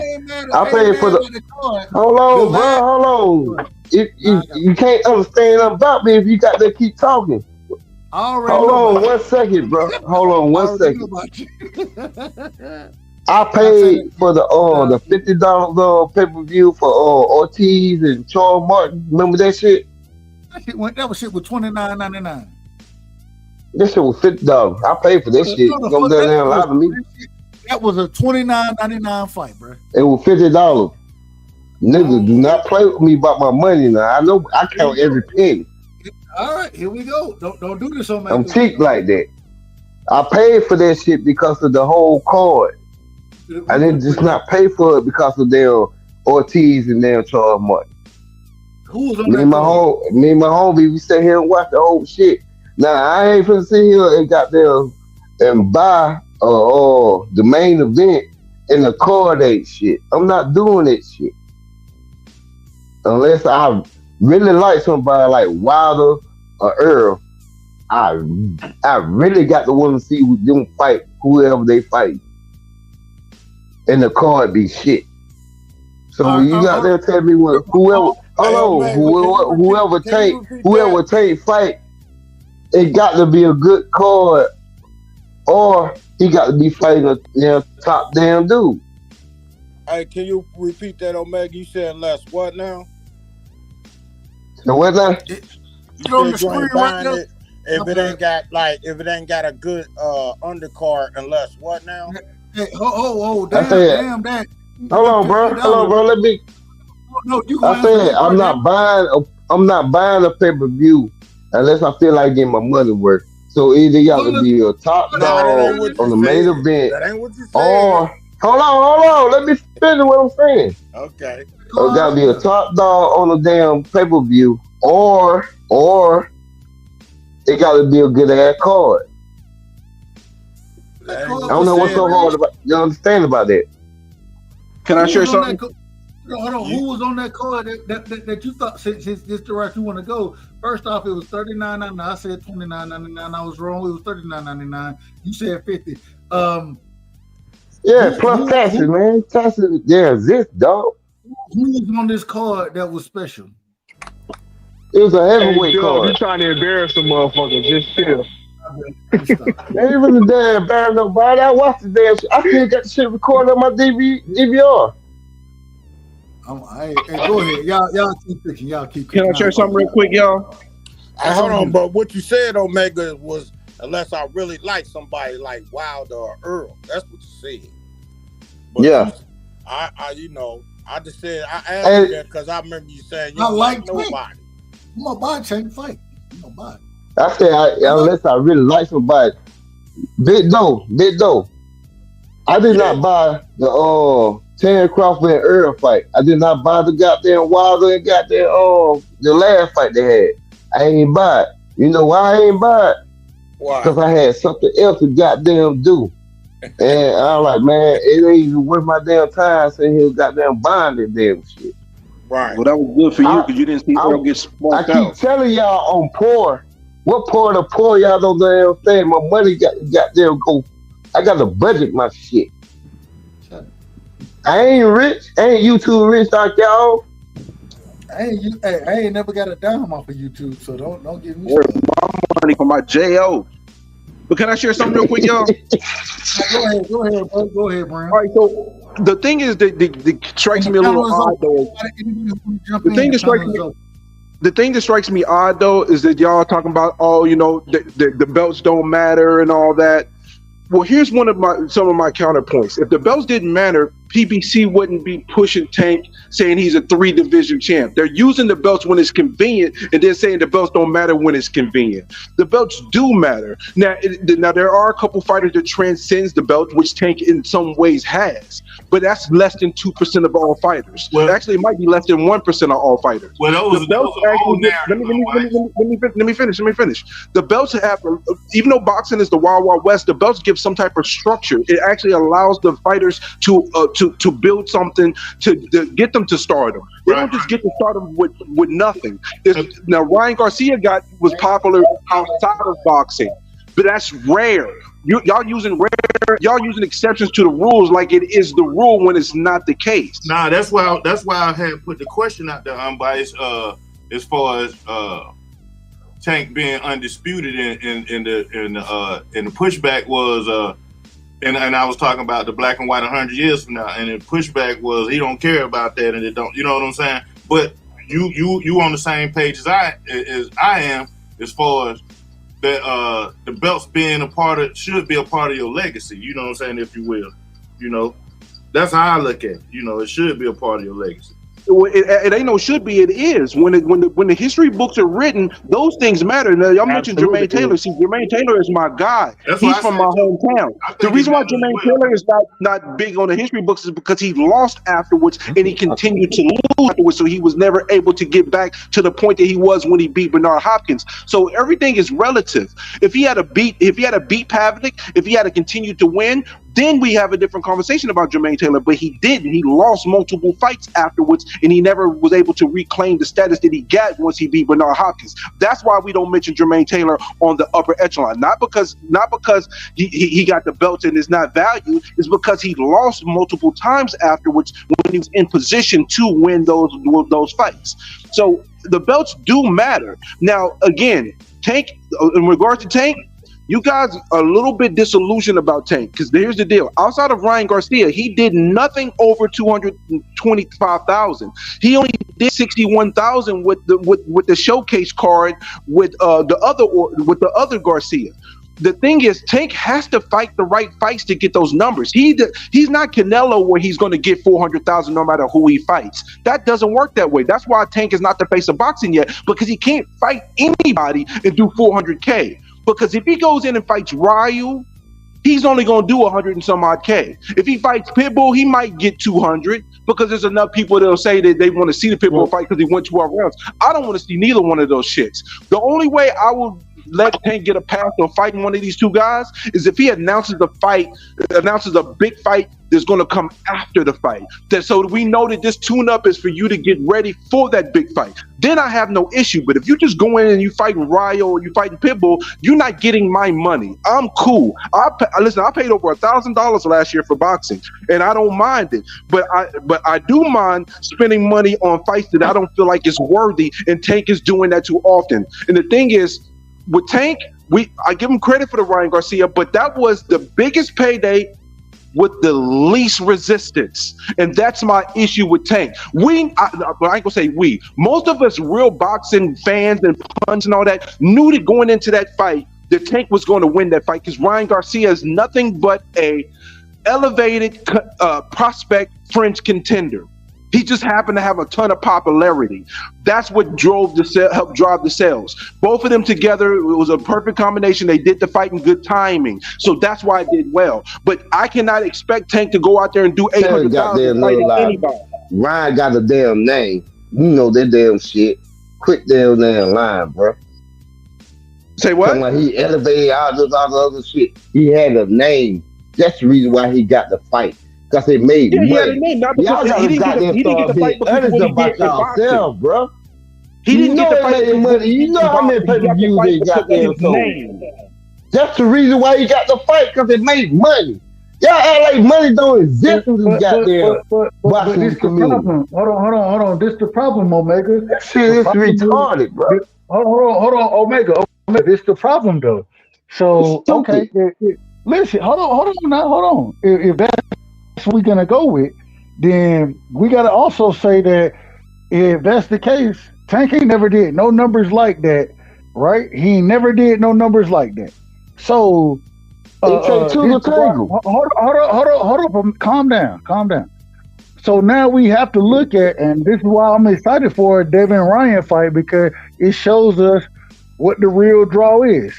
The reason I say that is because if Devin and Tank come out and do, Devin and Ryan come out and do whatever type of numbers, anything over do $1 million, that's good for him, bro. It's still. I can't even finish what I'm saying. It should work both ways, bro. You got to have. You can't have one person in the damn ring. Let me finish. I don't. Omega, at least let me finish. Okay, my bad, man, my bad. So this is why it's important, because we need to see what those numbers do, with that being Tank first time on pay-per-view, and then us also hearing the same individual who reported the 50K for Devin reported 52K for Tank, 60K for Tank. They then also reported them bullshit ass numbers too. So we need to see what these numbers do, so we get a better understanding of who the true draw is. Is Ryan the biggest draw? Is Tank the biggest draw? We need this. This is why a Tank and Devin fight is very important to understand. Why you bringing up Devin again? I thought you were trying to separate the two. Touche. Bust your ass. No. The separation has already happened. What I'm talking about is Ryan and Tank is what I'm really talking about, because Devin has never done any of those type of numbers. So the question is who's the draw between Ryan and Tank? That's what I'm speaking on. And so that's all right. See, and this is the thing. What we may, I don't know, we're gonna see when it happens, but all I'm saying is that I'm looking forward to the fight. I'm looking forward to it. I'll pass the mic real quick. Y'all go ahead. All right, let me say this, because this gonna be the truth, and people gonna be mad. Devin is gonna embarrass Ryan Garcia, but he's not gonna knock him out. And then people gonna be like, see, he couldn't knock him out. You know what I'm saying? That's just the reality of the situation. He's gonna embarrass him, and he's gonna continue to keep embarrassing all these other fighters. I don't give a damn if he knock him out. I like the style that Devin fights. You know what I'm saying? But like you said, I'm trying to, we getting off this Devin and Tank thing. I wanted to answer, because I don't know if y'all heard me earlier with the Canelo situation. I was saying that Tank do get criticized, kind of like Canelo, but we got to look at it from a stance of it's because of the general consensus. They're the popular fighter. So us, you know, we're the I'm trying to say the word. We're like the minority in terms of, because we feel like he should get criticized more because he's not producing the fights that we think he should have. But in a general sense, he do get criticized by us, but it's just not as much as you would want, because the majority of the people going to believe Tank is fighting good fights. That Tank knocking out people is good fights for them. So he's not going to never get criticized the way that we think he should be. You know what I'm saying? Right, because he do it. And also, yes. And also, I think, Doug, question he just set to us, I think Tank should fight Shakur next. But Shakur looked like he's trying to fight Navarrete, so Frank Martin. I think he should fight Frank Martin. All right. I think Tank versus Shakur Stevens will be he's going 12, and it'll be a chess match. I don't think Shakur Stevenson he gonna do none of the stuff that Rolly, Ryan, or Hector, Pitbull, none of those people did. You know what I'm saying? He ain't gonna do none of that stuff. He gonna. That's why they scared of it, fam. Yeah, They think he might outbox. He might outbox Tank and embarrass him, and then they're gonna be mad because he ran. That's what they're gonna say. Yeah, right. And then and Tank is explosive and all that stuff, and so like I think 135. I think Tank right now him entertaining 140. I think he should like put that on the back burner and skin down 135. Everybody that's whoever the top 5, top 10 and 135, because he ain't gonna get no bigger at almost 30 years old. He ain't gonna get no bigger than that, man. You know what I'm saying? Like Pacquiao is an anomaly. You know what I'm saying, to get bigger, but I don't think Tank can get bigger than that. Real quick, and I hate to go into pay-per-view numbers. I hate to go into them, but we have to when we have these type of conversations. When Rick Glacier comes out and says Devin did 50K for his pay-per-view, right? He said, now for the majority, it seemed like everybody had kind of grasped onto that and agreed that that was the number, the 50K. Whereas when Rick Glacier said that Tank versus Pitbull Cruz did 52K, Tank versus Hector Garcia did 61K, whatever the numbers were. Everybody had smoke for him then, but all of a sudden, when he comes out and says Devin did these numbers, you know why? You had the same you know exactly why. But you had the same individual who agreed with the numbers originally agree with them now. Is that bias? Is that bias? And I want to ask unbiased. You know why though? I want to ask the most unbiased one, Stephen Brimley first, and then I want to go to DJ Black Charm, Dan Bullet. It's called narrative building. When it fits the narrative that you want it to fit, then you'll utilize it. But when it doesn't, when it's inconveniencing your narrative, then you're gonna pivot against it. The one thing about being consistent about particular things is regardless if it's beneficial to your favorite fighter or not, you're gonna keep it 100 across the board, and that's the problem. And the thing is, it ain't just Rick Glazier that reports some of these numbers. And another telling sign is when a fight does good numbers, they leak number information over to the Dan Raphaels, and then they report it, within a week and a half. When 2 weeks and 2.5 weeks go by and we don't have the numbers, that lets us know that the numbers did not meet meet what we needed to meet. There's telltale signs for us to understand if a pay-per-view did well or not, even if we don't get the significant raw data and absolute numbers, because it's based on the actions that transpire after the fight is over.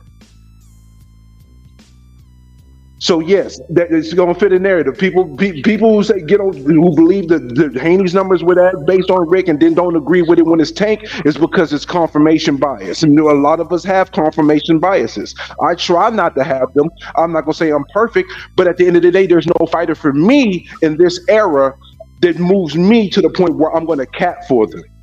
Only person I was willing to cap for was Mike Tyson and Roy Jones. And I didn't even cap for Roy Jones because when Roy Jones fought the first fight against Tarver, I thought Tarver won. I was happy that Roy Jones got the win, but I thought Tarver won the fight. I'm just going to try to keep it a beam from what I'm seeing. All right, so you saying that do we believe Rick Glazier? What's the question again? When Rick Glazier reports the numbers of Devin doing 50K, but then he also reports the same or similar numbers for two of Tank fights. When we talked about the Pitbull Cruz and the Hector Garcia fight, do we believe the numbers when those same individual who when Rick Glazier came with those numbers said, nah, he wrong, it was 150, it was 250. Are we gonna say that those numbers are correct? Well, so I put it in a perspective like this, Dub. I'll say this: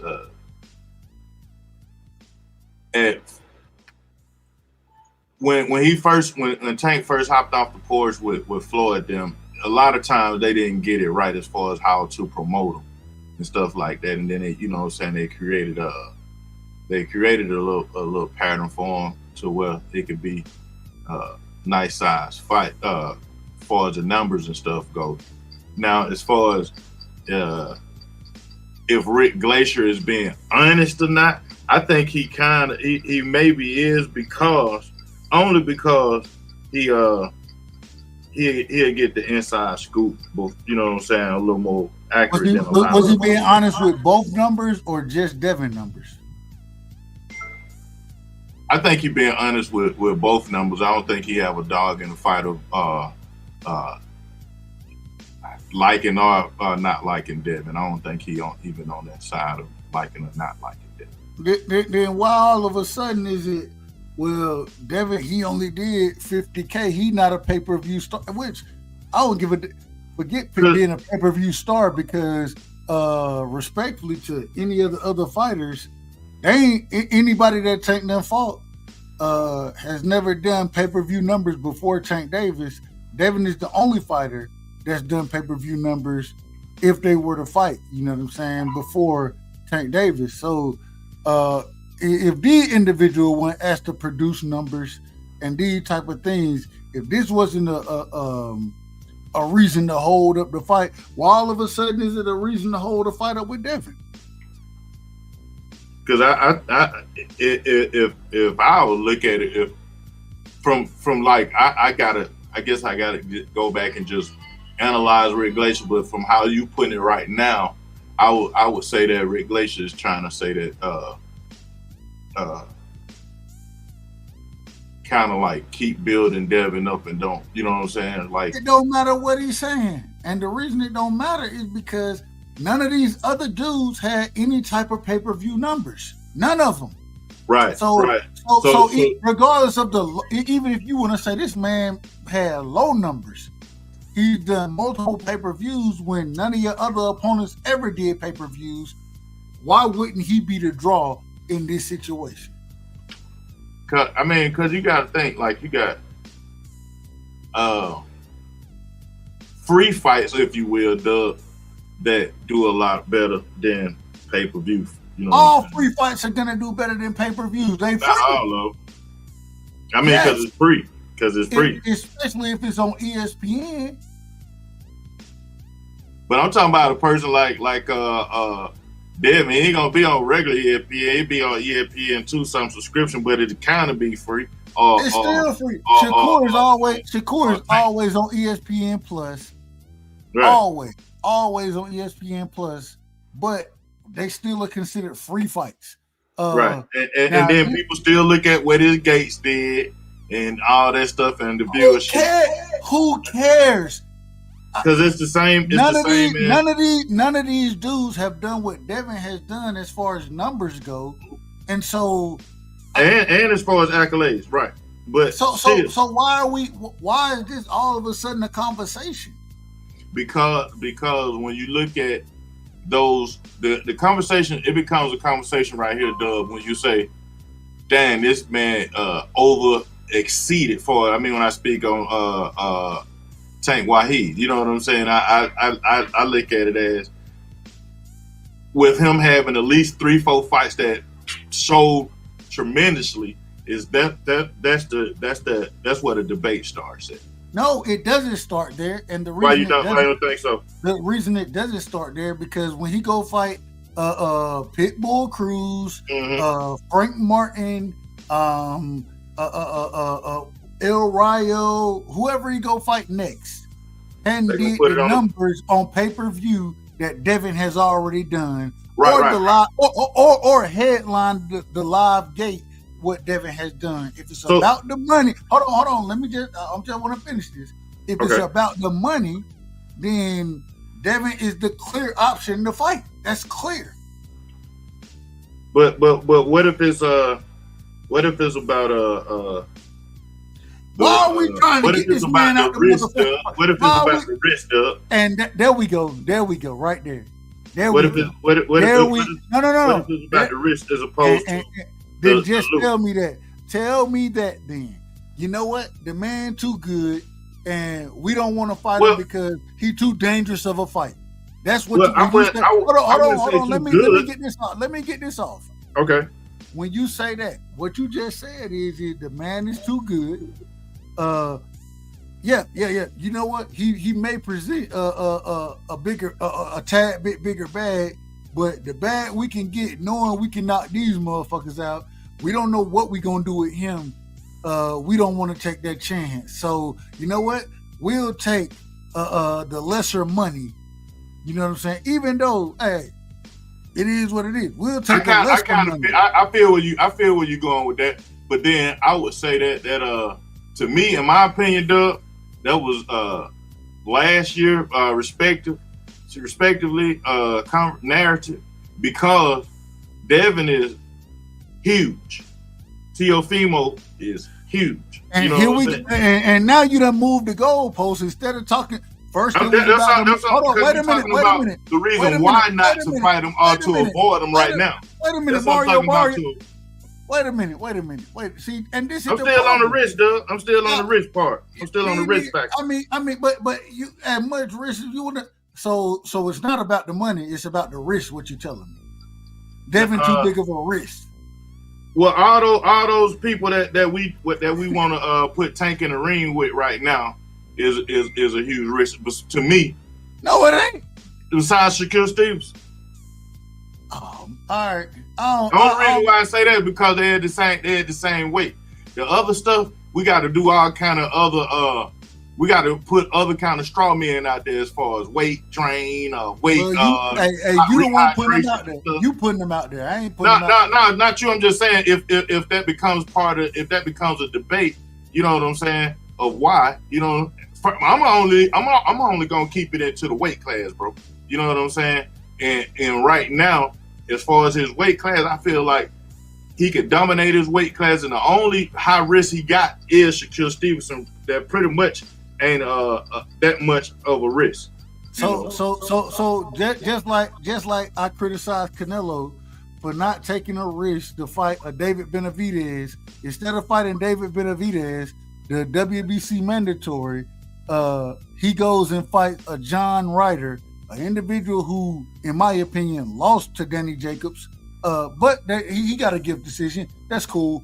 But it's okay for him to do that. But if it's okay for him to do that, then the precedent has been set for Tank Davis to fight. Is John Ryder in the same weight class, Doug? It don't. Yes. All right, then. So that's my point. You know what I'm saying? Whoever, long as he stay down in his weight class, when he tries to go up. Let me do it this way. It's okay for him to go fight Dimitri Bivol, somebody who's a weight class above him. It ain't okay. He did it. That's what he did. Yeah, he did do that, but you see what happened? Every time Canelo Alvarez did what the fans wanted him to do, he got his ass whooped. So when we want to see you fight the best and take risks, and you go, so Canelo really not that good. What you saying? Nah, Canelo is that good because he, you know what I'm saying. As long as he stay in that lane, he whoop ass. You know what I'm saying? That's the same thing I feel about Tank Davis. Long as he stay in his lane, he gonna whoop ass. Once he start trying to move how the fans say move, i.e. Wilder. Dimitri Bivol, before Canelo Alvarez, had Dimitri Bivol ever been on pay-per-view? Had he ever sold out a stadium that you know of? The answer is no to all those questions. He still won't sell out no stadium. It's no. And so now we have an individual, Devin Haney, who is selling out these stadiums, who has been on pay-per-view, and all of a sudden, no, I can't fight him. The risk too much. But that's what a bag is. That, according to y'all, that's what a bag is. But all of a sudden, they can't fight that man. See, this is the problem I have with the sport of boxing. Right? See, this is my thing with when you know, like I was thinking we were gonna not be on Lil Dev, but I rock with Dev. Let's go away from Dev. But my thing is, you know, my thing is with Devin is this right here, Doug, is outside of all the boxing narrative, where they be mainstream media or social media media. That kid is on his own time. You know what I'm saying? He's moving to his own beat right now. And Tank, no matter what Tank say about him or none of the fans say about him, he on his own beat. When the belts didn't matter, he still chased them. You know what I'm saying? When everybody was talking about how much percentage they got to pay these sanctioning bodies and stuff like that, Devin didn't hop in on the conversation. Guess what? Hold on. You right. And what it ends up being is that Devin is too dangerous. He's too much of a problem. His style is too difficult, and at the end of the day, what you need is that damn. If it don't fall right into my wheelhouse, I ain't willing to risk it. Right.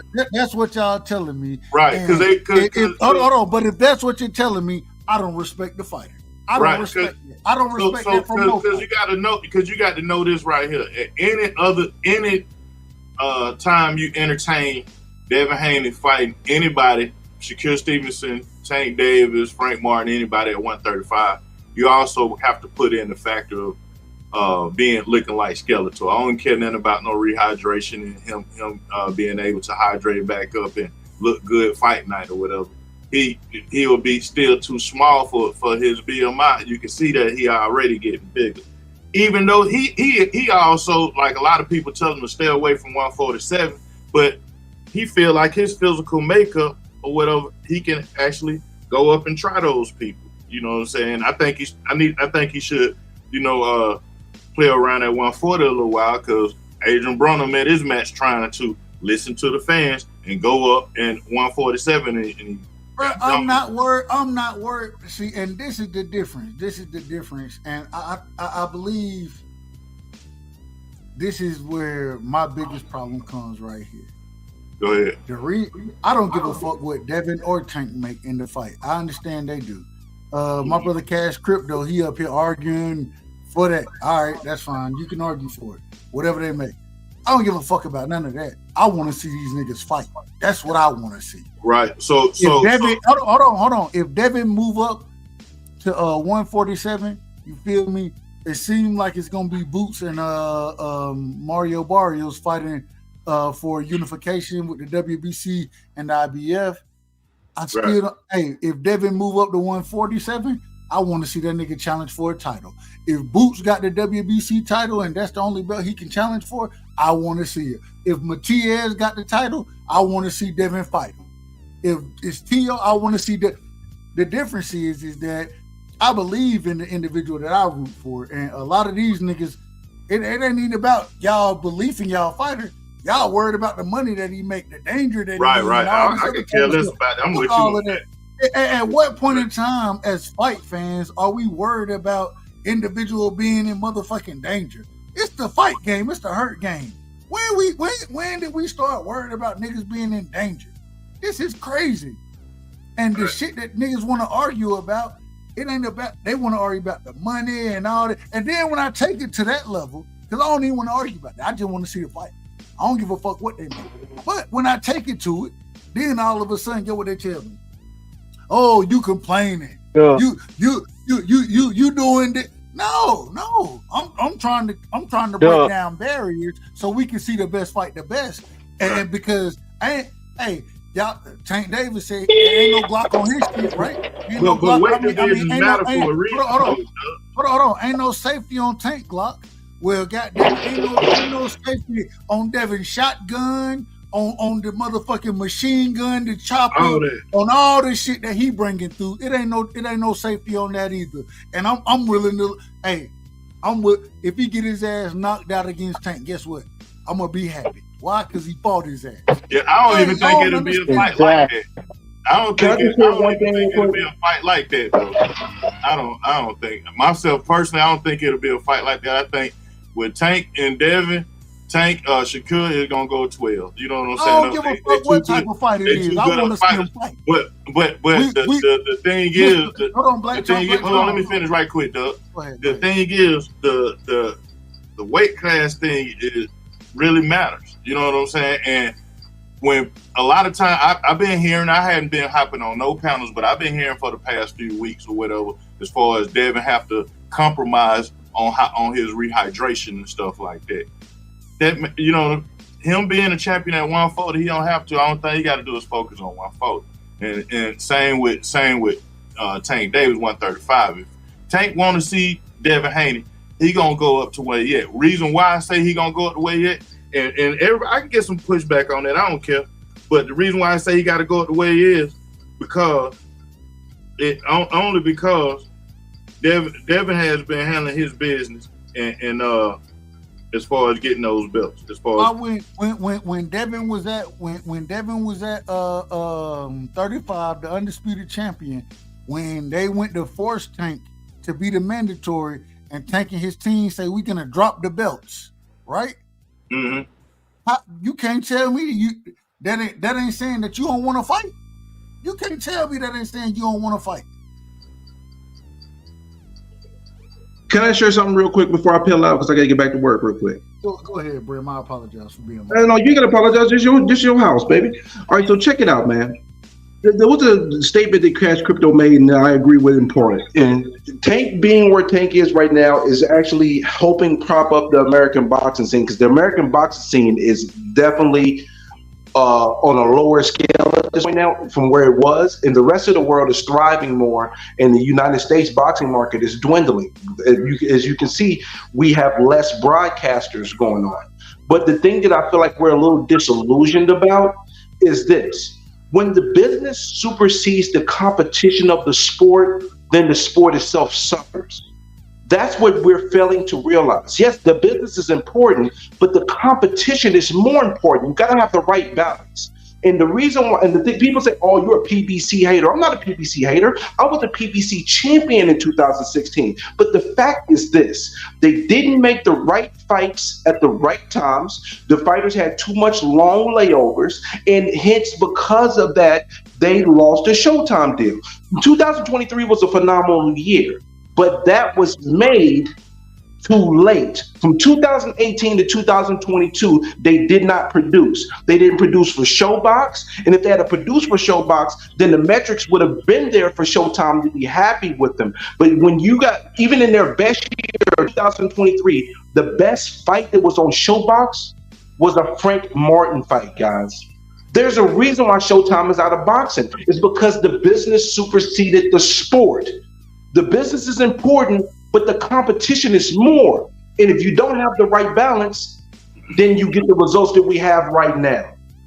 And I think we are a little disillusioned about that. But yes, Tank, where he is right now, is propping up American boxing, but we're disillusioned on his actual status. He has to fight the fights. If he doesn't fight the fights, the numbers that he did with Tank go right back down to under 200,000. If he fights Pitbull or Ryo, those numbers are back under 200,000. Why? Because fans like me who follows the sport through and through is seeing the business superseding competition. And then we say, oh, Devin doesn't deserve to fight. So if Devin didn't deserve to fight, what the fuck did Pitbull do to deserve to fight? Pitbull's ass ain't never been a headliner on any fucking card. This is the shit that I be talking about. We disillusioned as fuck about the overall sport of boxing because we're putting more value on the business than the actual fucking competition. It's crazy. But then they tell me I'm crazy for trying to push for that fight. Oh, Devin ain't did enough for it. Did he call out? Did he? Wait a minute. The same way I want to see the fight, y'all motherfuckers, if y'all truly fans of the sport, y'all motherfuckers should want to see the fight. And you know they don't want the fight. Did Pitbull call out? Did Roland call out? No, none of these motherfuckers didn't call out. The fight was presented to them. Man, y'all gotta stop this. No, that niggas, the cap is so crazy. Hey, I'm gonna slide, y'all. I gotta slide. Peace, everybody. Appreciate you for letting me. I gotta slide to it and get back to work, y'all be blessed. Hey, Bullet, you got the last word tonight, and it can be as long as you want it to be. God damn it, y'all need these motherfuckers. Y'all gotta stop this cap. This is cap all the way out here, and this is what I've been arguing against since I tried my best, and I had to go at my brother KO tonight. I had to go at his ass. The reason being because this is getting ridiculous. They making every excuse for the fight not to happen, but want to tell me we love the sport of boxing. We love the sport of boxing, but we don't want to see the best fight the best. We're gonna make an excuse. Did this happen? Did this happen? Did a nigga tie his shoelaces at the bus stop yesterday in the rain? You got to do all that to get a fight? If you the best, you should be trying to fight the best. But nah, they're gonna defend it. They're gonna defend it. And I'm sick of it. I'm sick of it. Bullet, be long-winded, man. I want you to be long-winded in your explanation right here. I'm glad I actually got to get off early tonight anyway. I got to go to work tomorrow. The only reason I got on because they like to piss me off today. But go ahead, Bullet, man. It's Yeah, I've seen it. I've seen it, dog, man. First off, you already know, bro. I love this boxing talk, you know what I'm saying? I really, at first, I wasn't finna hop on the panel, but, you know, I fought with Kid, it was heavy. So I was like, let me just get on and say my little piece. Because I don't want to talk about the Devin versus Tank situation. Because I don't believe the fight is happening. I no longer believe the fight is going to happen, in all honesty. I think Tank Davis is afraid. I didn't used to think he was afraid. But at this current moment, I think he's afraid. And his team is afraid of the prospect because they know the reality. They witnessed Devin Haney train, and they witnessed Devin Haney beat up other guys. They seen the things that he's done in training when he was younger. And you know, at this point, his body is only maturing. They know Devin Haney is a beast, bro. They know it. They know the reality of the situation. These niggas that tell me, Devin, he ain't got no dog in him. He ain't got this and this. Your favorite, you know that the nigga that you telling me gonna knock him out won't fight his ass. Why not? If he ain't got no dog and him and his team believe like y'all believe, why you won't fight him then? Beat his ass. This nigga wrong. would rather talk shit on the internet than actually get in the ring and fight Devin Haney. And then the hypocrisy that they're using to say why Devin shouldn't get the fight. It's ridiculous. I think because people want to keep the mystique that Tank Davis, you know what I'm saying, is just this bad motherfucker. And he is bad. He can fight. He's dangerous. He's a dangerous fighter. But the reality of the situation is Devin Haney presents a style where he's not gonna just stay in front of Tank, and he might just embarrass him. I know he can embarrass him, but you know, of course, these people, I think they do believe Tank will knock him out. But it's that little hitch of doubt. That damn, if Devin beat Tank, I don't know what I'd do. They love the mystique. It ain't no if, it's when. Oh no, you already know how I'm coming there. I'm just talking about from their standpoint. From their standpoint, because you got to think of how these guys think. Because some of the shit I be hearing these guys think. Yeah, what you been saying? Real quick, shout out to my brother Cash Crypto. Cash, you know you my brother. You know I ain't got nothing but love. When I see you, we gonna rock. You know what it is, Cash. You know what it is. Bring your ass, nigga. Because I got all the smoke for you on this topic right here. And you talking about we capping. Nah, nigga, y'all the ones who be capping. Y'all be capping.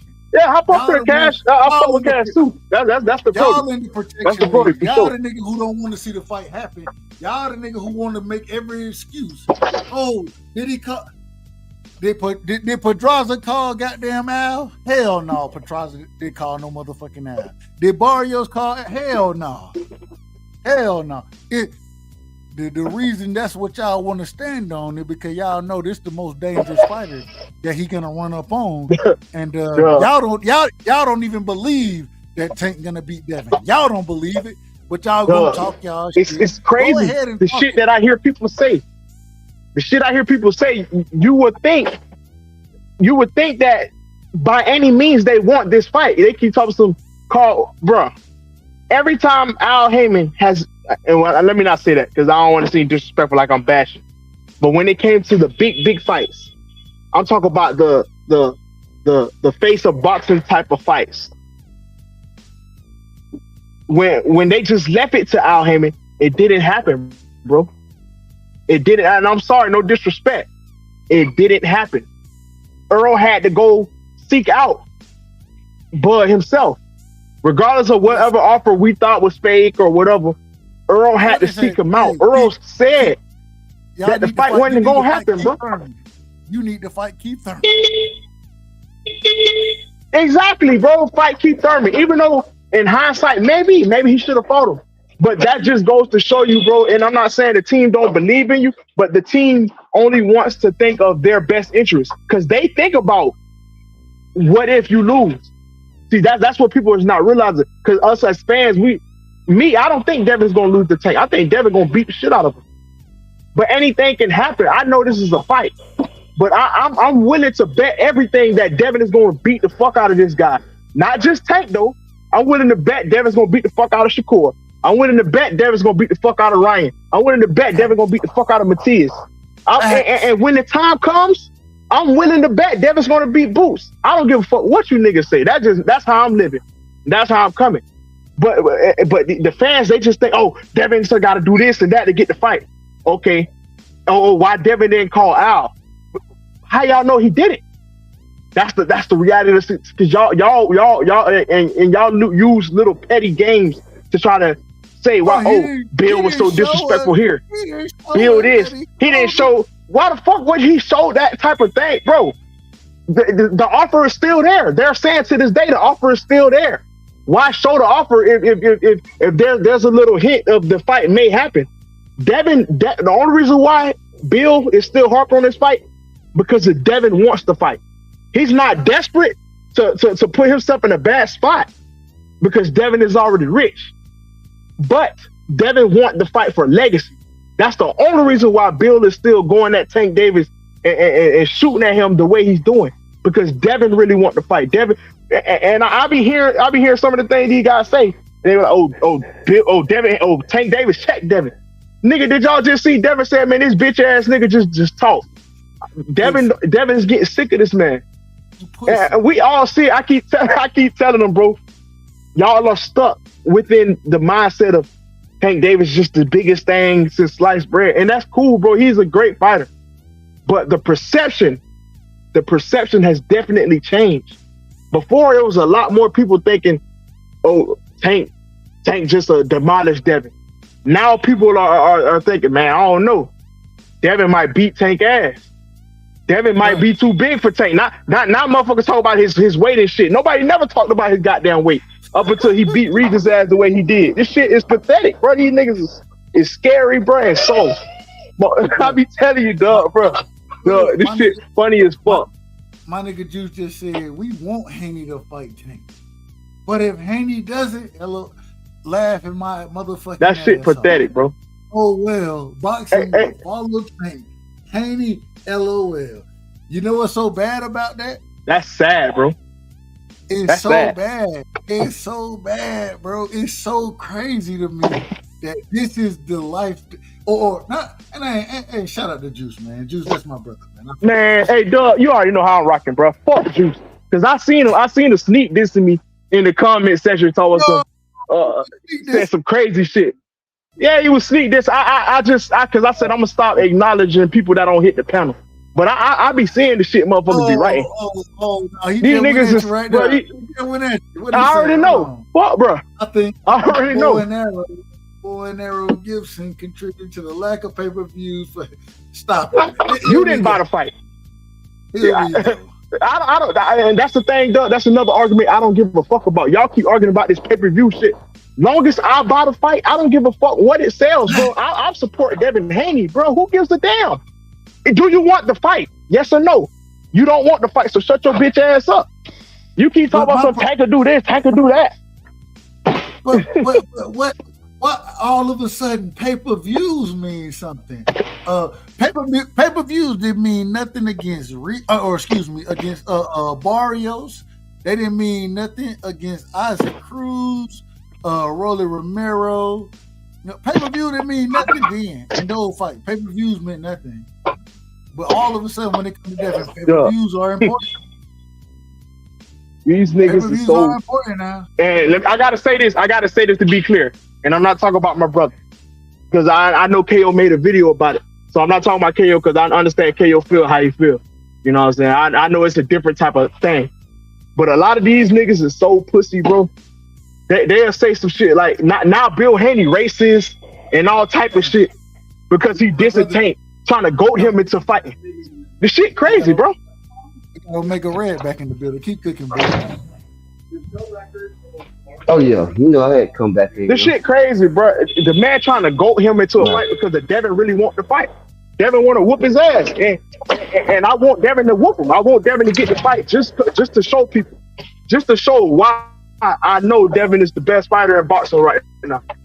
But if he don't get him, it is what it is. I don't really care, bro. I'm gonna watch these guys' careers regardless. I'm gonna follow the sport of boxing, and I'm gonna continue to support. I'm gonna continue to support the guys that I like. Because all that being nice and shit, and these guys be sitting there criticizing you, and they not really buying the fight. These niggas be talking shit in the comment section, but don't buy the fights at all. I remember a nigga said, I don't know if it was Juice. I don't buy One of the them niggas said, I'm not buying the fight. I don't buy bullshit fight. Nah, but I don't buy bullshit fight. I agree. I already know about you. You came out and told us.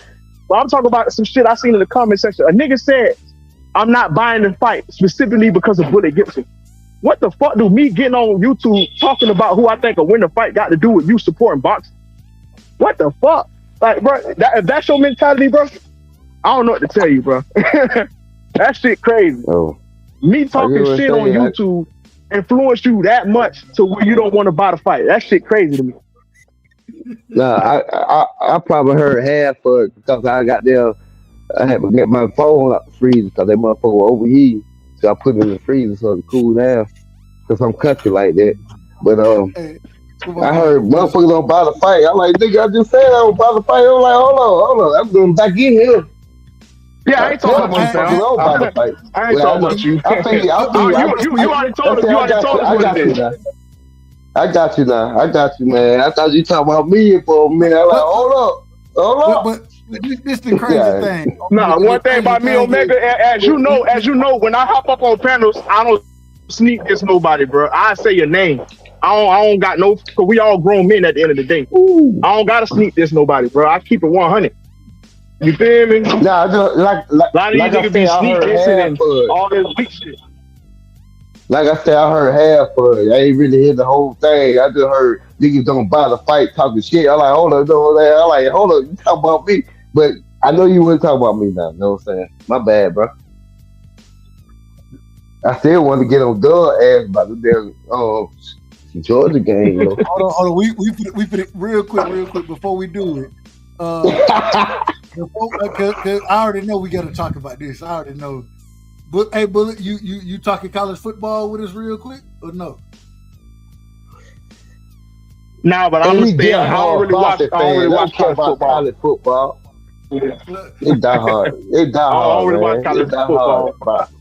I like hearing people talk about it though. Hey, we true fit. Go ahead, Omega. What you got for me, man? Tell me what you got for me, man. I know why you was so mad.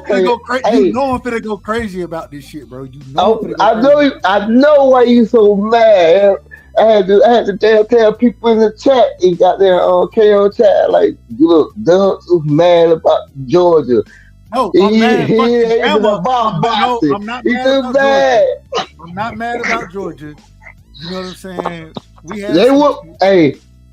They whooped Florida ass, but you know they wasn't the same Florida team. It wasn't the same Florida.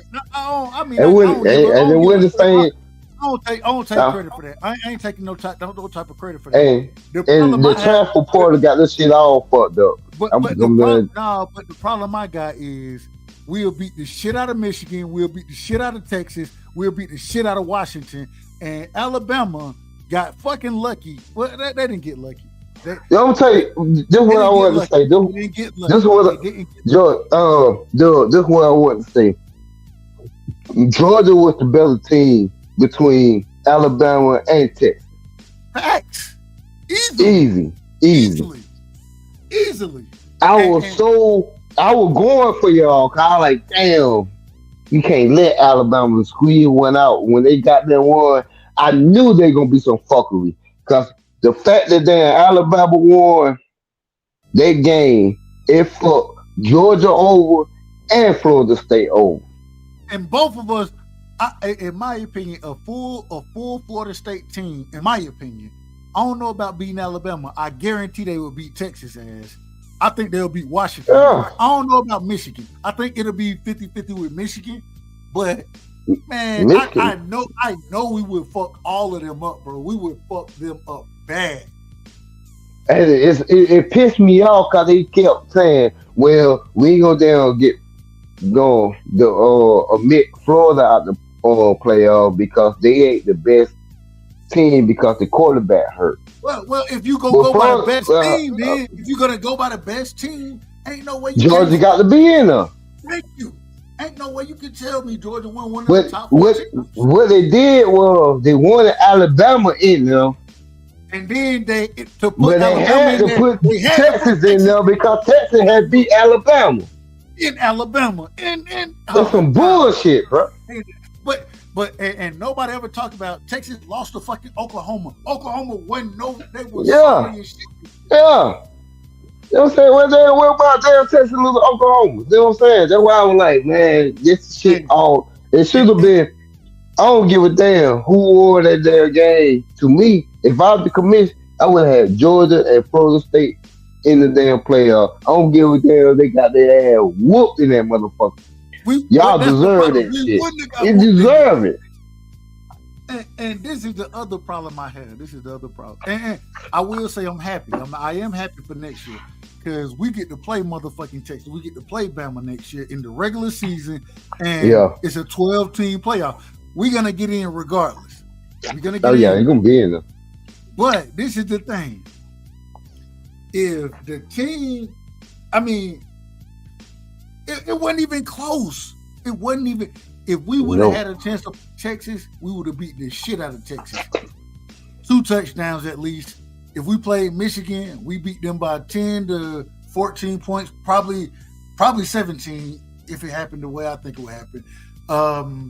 If we played Washington, bro, we'll beat Washington. We played the same Oregon team that went and played that beat Washington that lost to Washington by twice. 2 points. They lost to what?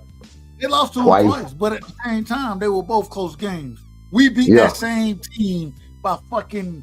It was like 52 to 12. 52 to 14 or some shit. Man, they fucked it up this year, bro. They fucked it up, dog. They fucked it up. I was so glad Alabama lost, though. I'm so glad Alabama lost because to me they didn't deserve to be in the begin with. Texas and Alabama, they deserve to be in there. It should have been Georgia. To me, it should have been Georgia and Florida. The only reason I understand Florida State is because if you look at what the college football, and I disagree with they bullshit ass reasons of putting motherfuckers in, because they want to tell you we're gonna put the best team in, but then say, well, if one of your primary players get hurt, then we can utilize that in a reason to not put you in. It's an under-fucking-feeded team from the ACC, a Power 5 conference. Man, it's ridiculous. And I don't know, man. They just... And then Florida State, see, to me, I like defense. I always look at defense. I agree. And Florida State had a defense, bro. Their defense was on point. Not against us, but they killed 90% of they had nothing to play for. They had nothing to play for no more. Right. I agree with that. But I'm just saying, all I'm saying is from hell, our star quarterback didn't play in the second half, and we beat their ass 65-3. I don't know, bro. I'm just 63-3. 63-3. Okay, 60. Oh yeah, 60. We beat them by 60 points. You're right. But I mean, I don't think it would have mattered who the fuck they fielded in that game against us, bro. I don't think it would have mattered. I'm tell you the reason why it didn't matter, because y'all were mad. Because we ain't get in. You supposed to be in there. I'm telling you, when you back a dog in the corner, that I don't give a damn how weak that dog is, how sorry that dog is. You back that dog in the corner, that dog gonna bite. He's coming out biting. That's the scariest animal that you got right there. Is the one you didn't back. A scared animal, most dangerous animal out here. You from the country like me. Yeah, you know what I'm talking about. All I'm saying, bro, like for them to go beat man, and then this is the problem. Now you got Washington and Michigan in the motherfucking championship game. Yeah, I like both of them teams. I ain't gonna lie, bro. I like both of them, though. I can't stand, bro. I don't dislike them. I just know. I think Michigan will win. I think Michigan will dominate up front. But hey, they defense is hard. But you know what pissed me off so bad last year? What? I spent all their goddamn money doing this goddamn national championship party, and motherfucker left in the halftime. Like, man, this game over with. I'm like, goddamn, Michigan, if you had to whoop TCU ass like you supposed to, it would at least been close. We would had this shit. I was so fucking mad at Michigan. I said, y'all supposed to whoop TC ass. Bruh. That shit pissed me the fuck off. How does the two-time national champion lose one game and you allow two other one-loss teams in over the defending, reigning two-time national champion? How does that work? That's what I'm saying, bro. Why they do that at? But you know, they won at Alabama. You know this shit politics. They won at Alabama in, right? They been but they couldn't put Alabama in without putting Texas in. I agree. That's the reason why they did that shit. That's what got me so pissed off, because I know the politics. I like that. That's some bullshit. I agree. I agree 100%. And I always said a 4-player team, it's too close knit. College football too good for it to be that close. You need way more than that. It should at least start off with 6 or 8 or something. Now, it should never then start out with just 4. But this is the interesting thing right here now. I'm looking at what's gonna happen next year, and I watched a quote unquote great Penn State team, right? I watched them play a 2-loss Ole Miss and get the brake shoes beat off of them. I watched Ohio State play Missouri and get the brake shoes beat off of them. And I give we played both of those teams this year. And now the Missouri game was a tough game for us. We beat the shit out of Ole Miss. We beat the shit out of them.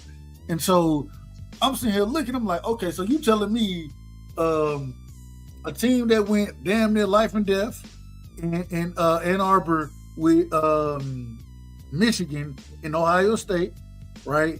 It wasn't life and death, you know. And Michigan won that game. They didn't win it very convincingly, but they won that game easily. I ain't gonna say easily, but they won the game. Man, that one game. What game was that? Michigan just ran the ball the whole second half. That was Penn State. That was the Penn State. He just ran over the boy. And Penn State got their ass whooped in the man. Bro, these niggas, y'all not that fucking good. And so, man, I'm just happy that these niggas, now Texas, all y'all gotta come to the SEC and get some real smoke during the season. Yeah. You know what I'm saying? Consistently. You don't get the go ahead. I like LSU too. I don't really have no. Oh no, bro. LSU, these motherfuckers, they just fired their whole defensive staff. Like, I know, man. They did fuck this shit up, right? I like LSU though. I like LSU. They recruit well, but bro, you can't fire your whole fucking defensive staff and expect to be shit next year, bro. You can't fire your whole staff. Yeah. You gotta have some exactly. You gotta have some consistency. You gotta have some kind of boundary. You know what I'm saying? I understand. Maybe you get rid of the top guy, you know what I'm saying, and elevator guy, and then bring some people in or something, but you can't get rid of the entire staff, entire defensive staff. And I can see if Brian Kelly was a defensive-minded coach, that's one thing. So if Kirby go and get rid of, if Nick Saban get rid of his whole defensive staff, I understand it because They still gonna run what Nick Saban wanted to run. They gonna run what Kirby wanted them to run. That's not Brian Kelly. Brian Kelly don't coach man near like that. You bringing in something totally different to the system, bro. And if you don't find the right piece, you got to find the pieces to fit just right because you already got certain established players over there on that defense that got to shine for you to be good. I don't know, bro. I don't know. I'm gonna bring this back to boxing for just a second. Good. This is what irritates me about boxing. You can't make these mug fight people. It's not no tournament style. You gotta have some kind of a schedule, a tournament. You know what I'm saying? With all other sports, you got this shit, but you don't have this shit with boxing. You can basically pick and choose your whole career, right? That's what's so irritating. That's why so many people be arguing over boxing so damn much. If they had that damn structure to boxing, you wouldn't have all these arguments because they're gonna have to fight each other, right? Yeah, and this was so irritating. I feel like they should do it. Remember, you remember back when Usyk won the Andre Ward as well. What's his name? Oh, the World Series. What's the white boy name from the TOB? Josh Taylor. These niggas, they more or less they cut their teeth. When they did the tournament, they was forced to fight the best. You know what I'm saying? They was forced to. Yeah, but motherfucker, there's no like they can make a tournament, but motherfucker can opt out. They ain't got to. Yeah. Hey, all I'm saying, anytime they become an undisputed champion, when there becomes an undisputed champion, it should automatically go, okay, after this undisputed champion moves up in the division, ain't nobody getting gifted a belt. You can be the interim, whatever. Nope, you ain't getting gifted shit. All y'all motherfuckers, y'all gotta fight each other to see who the best in the motherfucking division. I'll tell you right now, you know how fire it will be right now if the 140 division went through a tournament. Fantastic. I seen a nigga today. They got and you know I like African Hitchens. They got this man number, I believe he was number 8 on the pound for pound list. Devin Haney number 7 on the pound for pound list. Shakur number 6 on the pound for pound list. I'm like, wait a minute. You telling me that the one nigga who done been undisputed, champion in another, I need to see y'all on mix it up then. I need to see y'all mix it up. But that's the crazy shit about it though, dog. Who can you damn tell should be on pound list? There ain't no tournament where these motherfuckers had to fight each other. They gotta get smoke, man. That's why you never hear me say nothing about a pound list, because I think that shit is garbage. It don't make sense to me, bro. You can't even down if you can't say the best person in your division is the top dog, then how you gonna put him on the pound for pound list? Bro, I know a whole lot of people said Aaron was the best in goddamn 147, but had goddamn Terry Crawford on the pound list as top dog. I said, how the hell you got that shit? Yeah, that's a fact. They had Aaron number 1, but it don't make no sense. It don't make no sense. I'm telling you, listen. The man had T.O. below Africa Hitchens. The man had Matias below Africa. I'm saying, like, wait a minute, these are champions in the division. How you got them below that man? That's why when I say my pound list, I say Black Dynamite number 1, Blade. Then I got Blade 2. Then I got T'Challa. Have number 3. I got T'Challa. T'Challa. it's a fantasy. It's a fantasy goddamn ranking. So what the fuck? I'm goddamn gonna put who I want on there, right? That's a fact. You ain't got no choice but to. Everybody else doing it. Shit, you know what I'm saying? That's what I know what I be saying.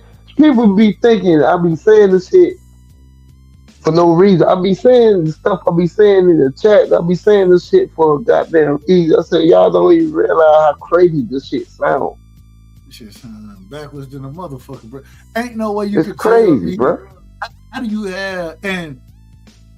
have Africa Hitchens over Teofimo Lopez and Matias? Yeah. Now, if you I say grant it. Rolly, okay, I can understand it. I can understand Rolly. I can understand it. But Matias and Teofimo Lopez, the man ain't never been a champion, only been in one division. I don't know, man. You see what I'm saying? It's too complicated unless you got a damn tournament to define every damn thing. Just no structure, so anybody can pick and choose. I can say Gary Anton Russell. I can put him over damn Boot because he beat him in the damn in amateur. Like, man, and motherfuckers be like, man, ain't no way in hell, goddamn. But they fought before. You see what I'm saying? But this is, man. It's crazy, right? Ryan it's Garcia crazy. never hanging 3-3 in the amateurs. I guarantee you, I'll take any bet that anybody want to give me that Devin gonna put hands on that man if the fight get made. He gonna I take that bet. I take that bet. Put on it.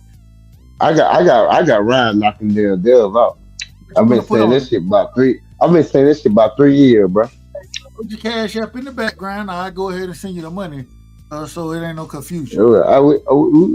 We gonna bet because I've been saying this shit. You can ask if you think of bullshit. You can ask on Kia. They goddamn money. I've been saying. I've been saying this shit. I believe you'll say some crazy shit like that. I believe it. I believe. Hey, I'm telling you. That don't mean it's factual. Nah, I ain't Nostradamus. I can't predict the future. I'm guaranteeing. I'm just saying what I think. I'm guaranteeing the victory.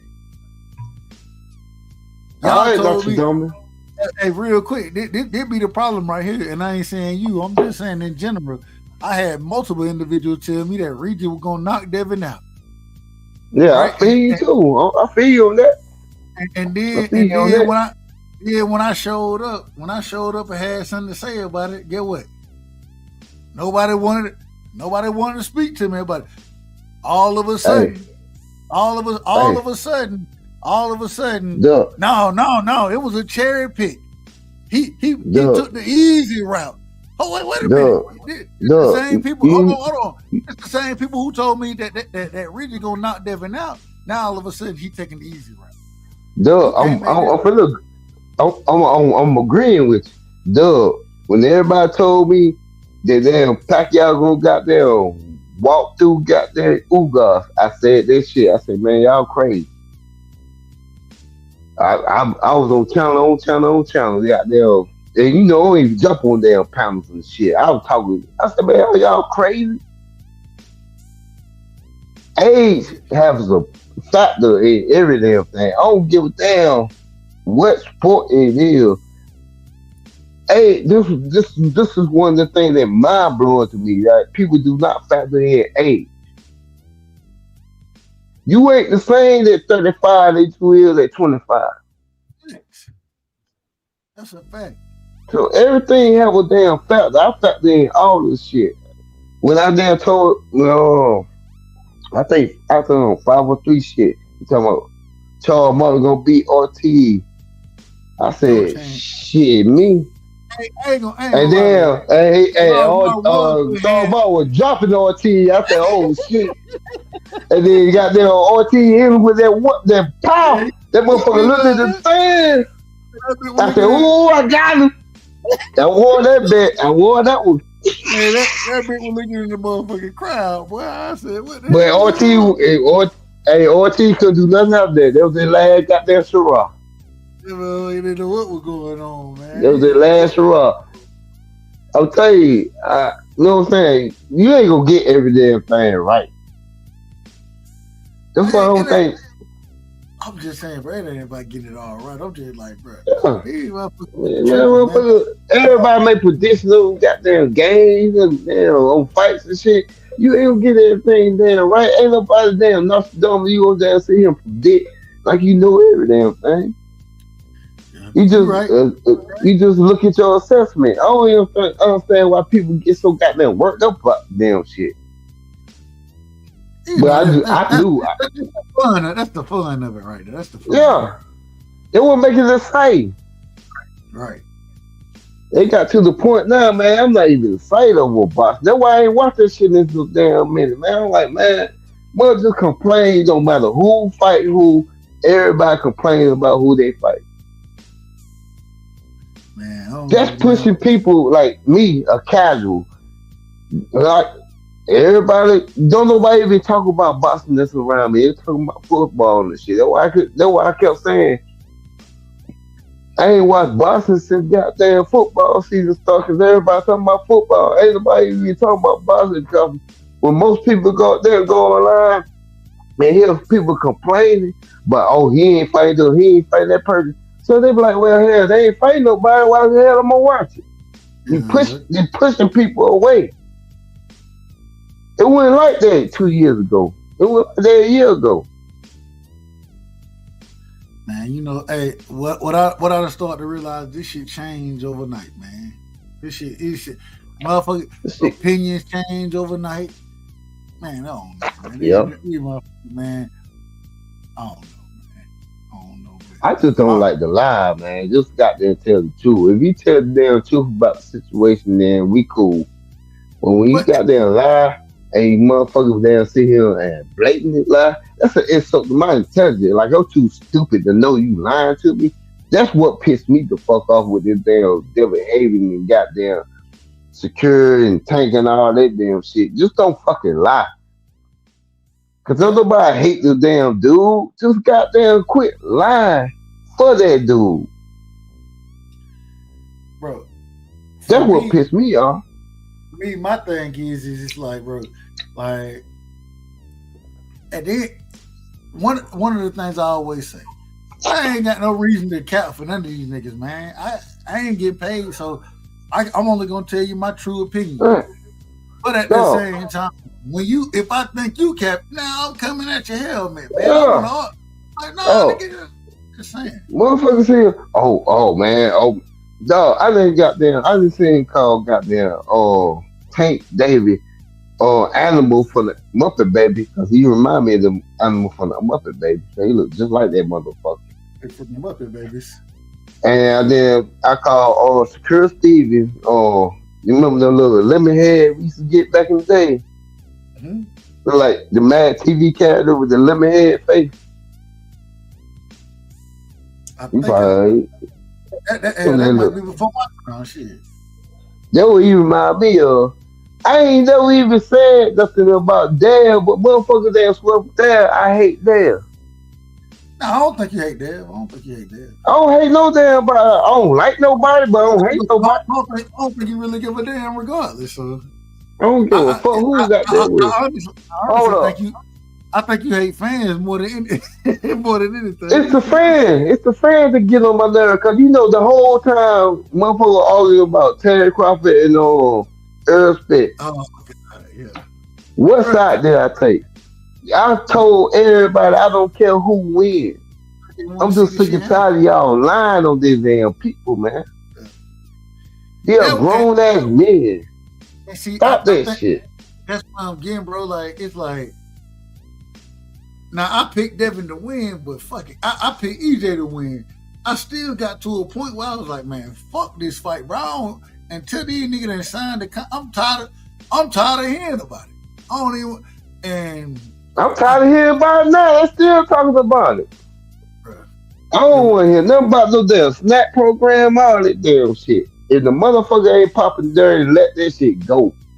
Man, you can't do that, man. You know you can't do that around here, man. You know, nigga, hey, bro, everybody got Victor content now. All of a sudden, he on everybody's program. I'm like, hold on, man. Nah, he ain't on everybody program. It's just on one person program. You know that. Nah. Before he was on, he on multiple. I seen him on what's the brother? Coach Melick. I seen him over there before I seen him on Manager Mario program. And so But I know he.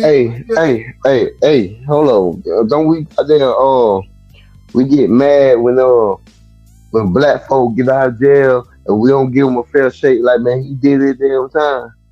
Bruh, and that's what I be like, bro. And see, that's why I don't be. You don't never hear me goddamn say nothing about none of that shit, because I know that shit would contradict your damn self. When you sit here and say somebody else, oh well, you did this back in the past. Hey, man did it damn time. I let him go. But then you want your brother, so your brother you cool with, he did his time. Let that go, motherfuckers out there. You don't want to let that shit go with him, but you want to let it go with your brother. You know what I'm saying? That's why you don't never see me say shit. A motherfucker hold me to everything I done did in my life. And I know you've been running for. I ain't got no chance. I know why you ain't been alive for about 6 months, because you've been running for the police. Shut your. I know what you did. I've been running for the. I ain't been running for the police, man. I ain't been running for the police. Hey, don't worry. I called the CIA and the FBI on your ass before you even start the live up. Hey, you told her. Hey, you call. Hey, y'all can call me all the snitchy y'all want to. I don't give a damn. Y'all don't pay my bill. Fuck y'all. I know y'all in the chat talking about I'm a snitch. Fuck y'all. You get 10,000 for that, for turning me in. You get 10,000 for that. Shit, I bought me a new tractor when I made that phone call tonight. Got me a brand new tractor. That was kiss my ass. Y'all just playing, man. You know what? Hey, motherfucker be there. They'll take this shit serious. No, I'm just joking with y'all, man. But nah, it ain't nothing crazy, man. Omega, man. Like I said, bro, I got your damn number. You got mine, bro. You know, I call you. I call you. How many times I call you? I say, man, out of everybody, there's so many damn times you could have damn went side left, you could have went right, but you stayed right there and you hear the truth, and you say, nah, that shit ain't right, bro. It is what it is, man. Hey, and I call you, bro. You done called me multiple times on that shit, bro. You done always. I say, man, hey. I give anybody respect that can sit here and in the face of fire, you have your own, bro. That's why I fuck with you. I'm gonna keep it a buck, man. That would always. Hey, at the end of the day, as long as I keep it a buck, I can go to sleep and live well. I can go to sleep and live well. So you can live well. You ain't gotta worry about me coming knocking on your damn door, cause you know I'm a mercenary. Hey, you know what? The country ass mercenary, those are the ones that you want on your side. I ain't gonna hold you. The one that if we get out there and some shit really fucking around and go down, I need a nigga who know what who know similar things what I know. You probably know a little more than I do. So hey, you go. See with me, I'm similar. I'm a simple dude. I ain't gonna put no damn horse head in your bed like the Godfather. I'm put about 2 or 3 squirrels in your bed out there. Let you know I was there. But just and all I know is the heads will be in the bed. The bodies will be in some stew. So at least we'll be able to eat decently.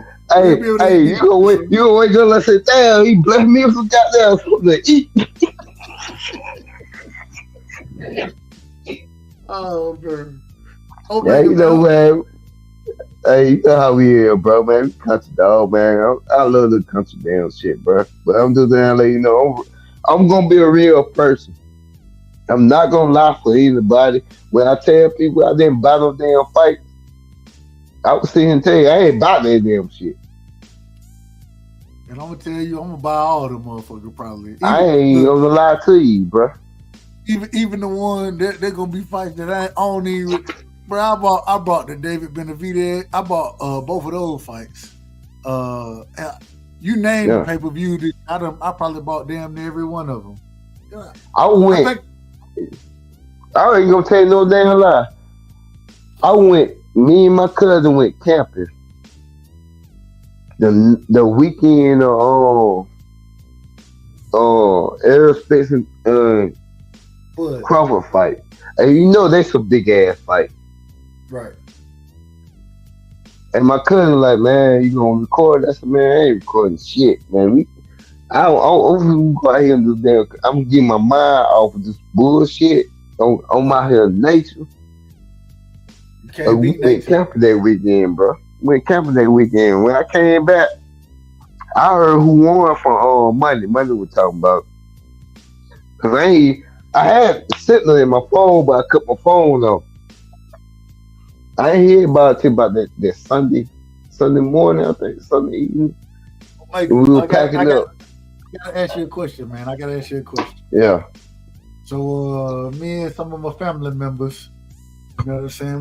We planning a trip right now. For the week after the Super Bowl, right? Yeah. Guess what we going to do now? You going to South Carolina? Nah, we go Maggie Valley. We was thinking about going to Maggie Valley. I think that's North Carolina. But Oh yeah. either Maggie Valley, we decided we're going to Gatlinburg. Oh we're yeah. going snowboarding, man. What you think? Go for it, bro. Hey man, I'm telling you something. You got one life to live, bro. Enjoy your goddamn self.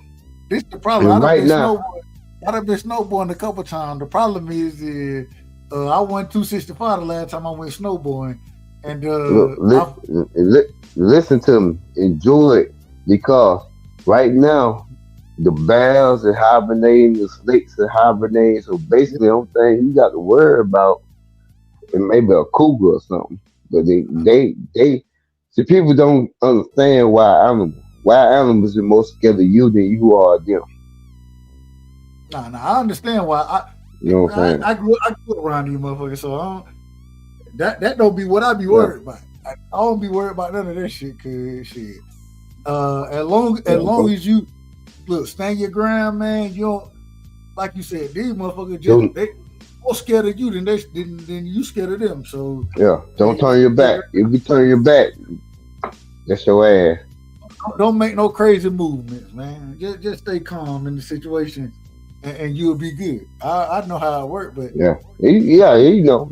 know. But no. So the problem is, this is my first time taking my son out there, right? And now I done took him out there to the mountains a couple times, but he wasn't old enough. You know what I'm saying? He 8 now, or he do would be some, 8. And y'all do some fishing? Nah, we ain't doing no fishing out there. We ain't doing no fishing. Oh man, you gotta take him fishing, dog. No, nigga done been fishing. He done been fishing plenty of times. We go fishing on a regular basis. But different in the mountain though. I ain't gonna hold you. I ain't never really been fishing up there like that though. I ain't never really been fishing in the mountains. Try it, bro. New experience. It's crazy because I was looking at cabins and I seen one that bitch on a lake, right? Got a little dock that go out in that motherfucker. I was like, bro, I don't know how cold it be up there. I know the water ain't gonna freeze like that. So, but at the same time, I ain't never really just February ain't fishing time for us. I ain't fishing in February usually. And so now I'm thinking, I'm like, bro, if we go up there, if we get a dock out there, I don't even know if I'm gonna want to fish out there, motherfucker. I don't even know what the fuck I'm gonna probably be fishing for, to be honest with you. Yeah. You know, all you got to do, make you a damn fire, goddamn throw that goddamn rod out there. I'm gonna tell you something about fish. Fish just like every other animal on the damn planet. They eat all the damn time. They gotta eat all the time. They don't just eat at the same time. Hell, yeah, they gotta eat. It's throw that down. Yeah. Me and my uncle, we were talking about it, and he was like, well, if we do it, we're gonna take a couple extra weights with us. You know what I'm saying? Make sure that the goddamn shit get down a little deeper. We'll be straight. Yeah, go low. That's what he was telling me. That was exactly what he was telling me. And I was like, man, I just ain't never done it, so that shit might be straight. It might be straight out there. Say go low. I'm gonna tell you right now, go low. I'm gonna tell you some of the best fish in the world. When this motherfucker, you bring the motherfucker fresh out the water and you eat it the same day. that shit so goddamn good, bro. Yeah. I can show Hey, you. I I don't even know. know you on my IG. You on my IG? Bro, I ain't even really on IG like that. I ain't gonna hold you. Dog, go on I my can't IG. pull Go on on my IG. none of this shit. Dog, go on my IG. I sit here and show motherfucker. I done caught fish, put them on the bucket, skip there, and put. I had made a fire. Cause it was cold, so I made a fire, keep me warm. And I'm like, but fuck it. I seen the old ass, the old ass metal chair that you had on the front porch. I seen one of them. I grabbed that motherfucker, put him in the damn fire, made the grill out that bitch. Goddamn, put him on that motherfucker. Goddamn, skip that bitch, ate that bitch. I ain't even had no salt, no pepper, nothing that shit. Fuck that That shit motherfucker. was good, bro. I said, ooh, this shit so fresh. Shit, hold on. I'm Let me telling see. you, I got man. I got to log in. I don't even know Hey, how to log in. Goddamn IG. Let me see if I can log in real quick. man, you got to do that shit right now. Just saying, man. Just let you know, man. Hey, you see, you go on my IG. I show motherfuckers how they'll shoot squirrels, skin them up, put them in the pot, all that shit, man. Hey, I ain't mad at you though. I ain't mad at. Hey man, so you ever I think I asked you this last time. You ever ate possum? I ain't never ate pop. I want to though. I Bro, want to. you don't want to eat that shit, bro. That shit greasy I want than to a eat possum motherfucker. and coon. I want to No, eat no. possum and coon. Both them bitches, they so fucking greasy, bro. Like I don't know, them You bitches gotta too soak that fucking greasy. meat, man. You gotta soak Well, that meat. I ain't catch the shit. You know what I'm saying? Matter of fact, I would go into one of my partner houses out in Dublin, and they were having Yeah. a little gathering, and they had both of them bitches on the menu, man. I'm like, but that shit so fucking greasy. I don't know how they cooked it, but that bitch was greasy. I'm like, God damn, but y'all gotta drink some of No, this shit, so man. What the fuck y'all doing? This shit greasy than a motherfucker. hold on, you from Georgia, so you already know about hog pen and Yeah. cow. I still raise cows. I raise cows and goats now. I used to raise cow, goats, um, um, hogs, rabbits. I used to have rabbit pens. You have chickens and shit. And I used to raise them, but well, let me rephrase it. I grew up raising them. You know what I'm Yeah. saying? But we moved out the country when I was young. The only thing That's is why I that would. because that was my family from. So we go back and forth. We used to go back and forth to that motherfucker on a regular basis. Then my great aunt, she died. Then now my uncle, he's still out there, but he done sold most of the motherfucking cows and shit off. You know what I'm saying? Yeah. So and now we still got the land out there, motherfucker, which I always tell the land was the most important part because when you got them damn cows out there, you gotta let them bitches graze in different areas. You can't let them, you know what I'm saying, just sit there and Yeah. fuck some shit up. And so because we probably got damn near 150 acres out there, and just Oh man, you good, bro. yeah, look, Good. well, most of it was grazing land. So I mean, at Shit, the man. time we probably had Hey, 70 goddamn cows out there, motherfucker. So we need to talk then, dog. Cause I can push some goddamn cattle across that land, bro. yeah, no, that's how you had to though, cause you fuck around, let them bitches sit in one spot. They been and ate all this shit But up. you know how All many that. people?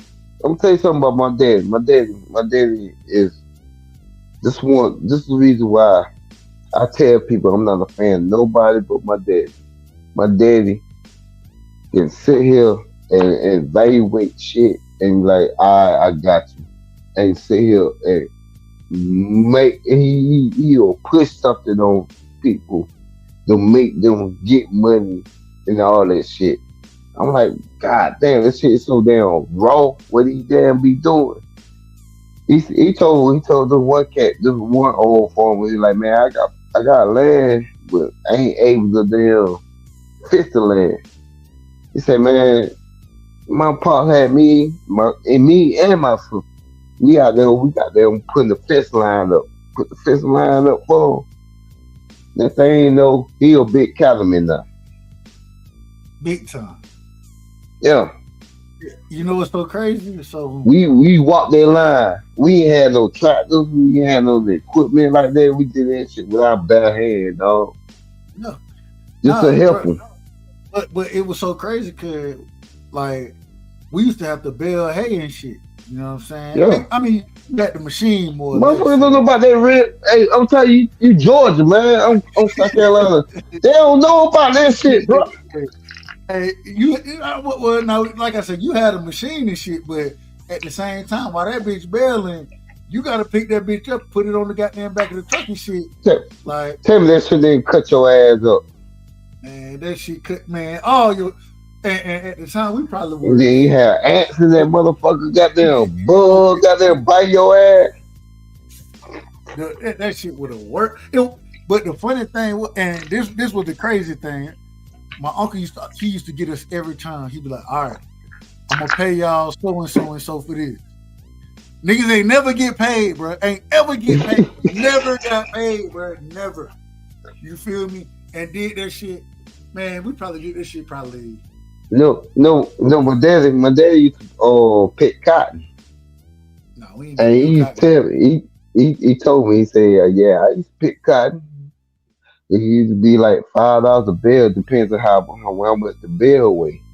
Yeah. So get what my daddy did. My dad said, I said, I was young boy, I was dirty. I said, shit, I would throw a couple rocks in that motherfucker weight so it weighs a little heavier. Hey, Yeah. put a little weight on that bitch. Put some weight on that motherfucker. Yeah, goddamn. Yeah, my daddy picked cotton, bro. Hey, we got cotton fields all around this motherfucker, bro. I ain't gonna hold you, bro. That's the one thing I ain't never had to pick cotton, bro. Never had to pick I ain't never had to do it either. I had to shuck their corn. Hey, I had to shell peas, bro. I ain't shuck corn. I had to shell peas. I had to shuck their corn and shuck their corn, man. That shit just as rough as pink cotton. Shuck corn and all. And shit, I did shell peas and all that shit. Man, bro, you go on my IG. You be like, man, and the crazy thing, so like my grandma, and it was crazy because like my grandma, it was her brothers and sisters who was down in the country and shit, right? So my grandma, she made Brummie stew, and so you gotta all type. You better be there put all type of shit in the Brummie stew, bro. I don't even know what the fuck going in it, bro. I ain't gonna hold you. I can't make it. I know what you talking about, bro. I already know what you talking about. And they be in them big ass steel ass pots, and so we the over big there, black ass pot. Man, you be sitting there, goddamn. It stir that shit all night long. Man, that shit used to piss me off so bad, bro. Like, and it didn't piss me off, but the good thing was it wasn't just me. It wasn't just me. It was me and my cousin. But we know about that good hash. What you know about that good hash? That good who? That good hash. Bro, we ain't. Nope. I don't know shit about it. You don't know shit about hash? Oh man. Shit about hash. What's I might be a little. No, you put goat hash, goddamn cow hash, goddamn. Hey, motherfucker got there stir that pot all night long. I don't know nothing about that. I ain't gonna hold you. I don't know nothing about that. And that big ass black ass pot. I not them goddamn black ass pots. I know everything about them bitches, but it was for certain things. You know what I'm saying? So, goddamn. Yeah. Put the stew, the good ass stew in them. Stew. It depends what type of stew it was. Okay, like I had. Go ahead. I get ready to say, you already took the words out of my mouth. Turn the stew. And but I don't know if I really like I look back at it now and I still be wanting like I be like, bro, man, I need to hit the country, bro. Like, so where I'm at now, it ain't the country, but it's still the country. You feel me? I know you've been running from. I know you've been running from the police, so I know you in the neighborhood. Man, I'm finna shut this motherfucker down. Oh, damn, I'm gonna make it gone. Hey, well, look, man, we finna shut it down tonight anyway, man. Goddamn, we've been kicking for a minute, man. About to be 3 o'clock. But man, shout out to my brother Bullet, man. Bullet, you still in the building? Yeah, I'm here, fam. I was just sitting back listening to y'all boys cook, talking that country shit. Hey man, Bullet, man, you know I ain't got nothing but love and respect for you. Man, give me your last words for the night, man. We shutting this motherfucker down, man.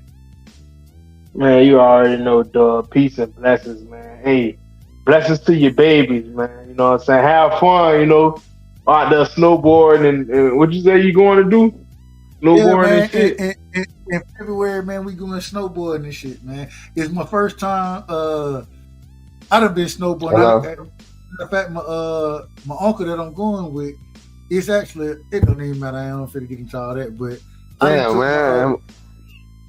done took my other partner, or my other son, you know, my stepson or whatever. I done took him snowboarding multiple times. So, man, we gonna go out there and have a good time, man. And you know what I'm saying? We gonna chop it up. So that shit always. Hey, dude.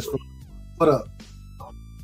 I hit my damn phone and shit. I don't know if I'm trying to figure out if I got that went back in the damn on the damn replay or not.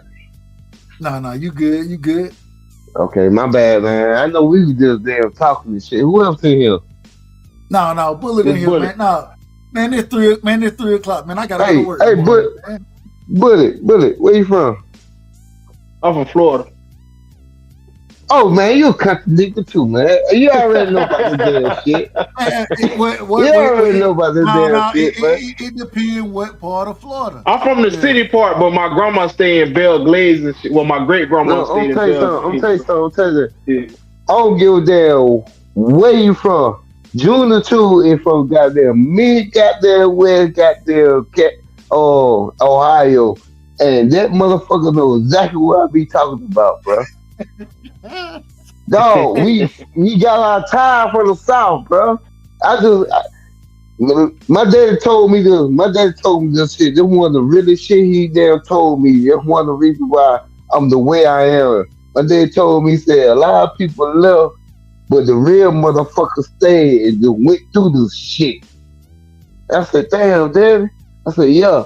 He said, we still here. We gonna goddamn protect our land, bro. And I still work the land of my ancestors to this day, bro. Yeah. To this day.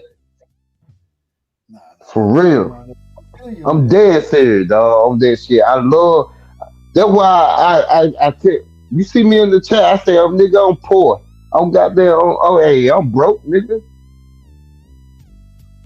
But that ain't because I can't get it. It's because I won't sell out. I will not sell out my people's shit. Hey, as long as you're rich at life. That's the way I look at it. As long as you're rich at life. I got so much. I got mad love. Y'all don't even know. I got a lot of love on goddamn YouTube. I don't even know why I got this much love on YouTube. Yeah, cause you a real nigga, bro. Like, you know, what it really come down to, bro. I don't lie to people, bro. I don't sit here and damn try to front on nobody, bro. I don't even care about that. Be the best part. That be the best part when niggas. When I told y'all I ain't watched the Boston match since goddamn football season started. That's the truth. We don't think you lying. We don't think you're lying. I can't say that, but at the end of the day, I know. A lot of people didn't like when I said that shit, but that's the damn hard ass truth, bro. I have it. And get what I tell them. Fuck if they like it or not. Hey, you my homie, bro. But guess what? I got all. What I told you earlier. I got all that shit recorded. I just ain't watching it. I got it recorded. I just ain't watching it. Man, you ain't finna go watch. You ain't even go watch the shit, man. You're probably right. I probably ain't gonna damn watch it. Shit. Man, I'm telling you, man, I love being outside. I love nature, man, bro. I love anytime y'all see my little IG shit, man. I be outside, bro. We out there, we shooting We got there. We a part of nature, bro. When you a part of nature, your spirit is different than when you disconnected from the damn real world. To me, the real world is nature. It ain't what society wants you damn depict. To me, real world is you out here connected with the damn real with nature, bro. Bruh. That's why I can damn do the damn things I do when I have good heart in my spirit. Y'all don't even damn know, bro, all the damn shit I damn did. Bruh. Just this week, bro. Right now, you know, get what I'm trying to do right now, bro. Just because of you.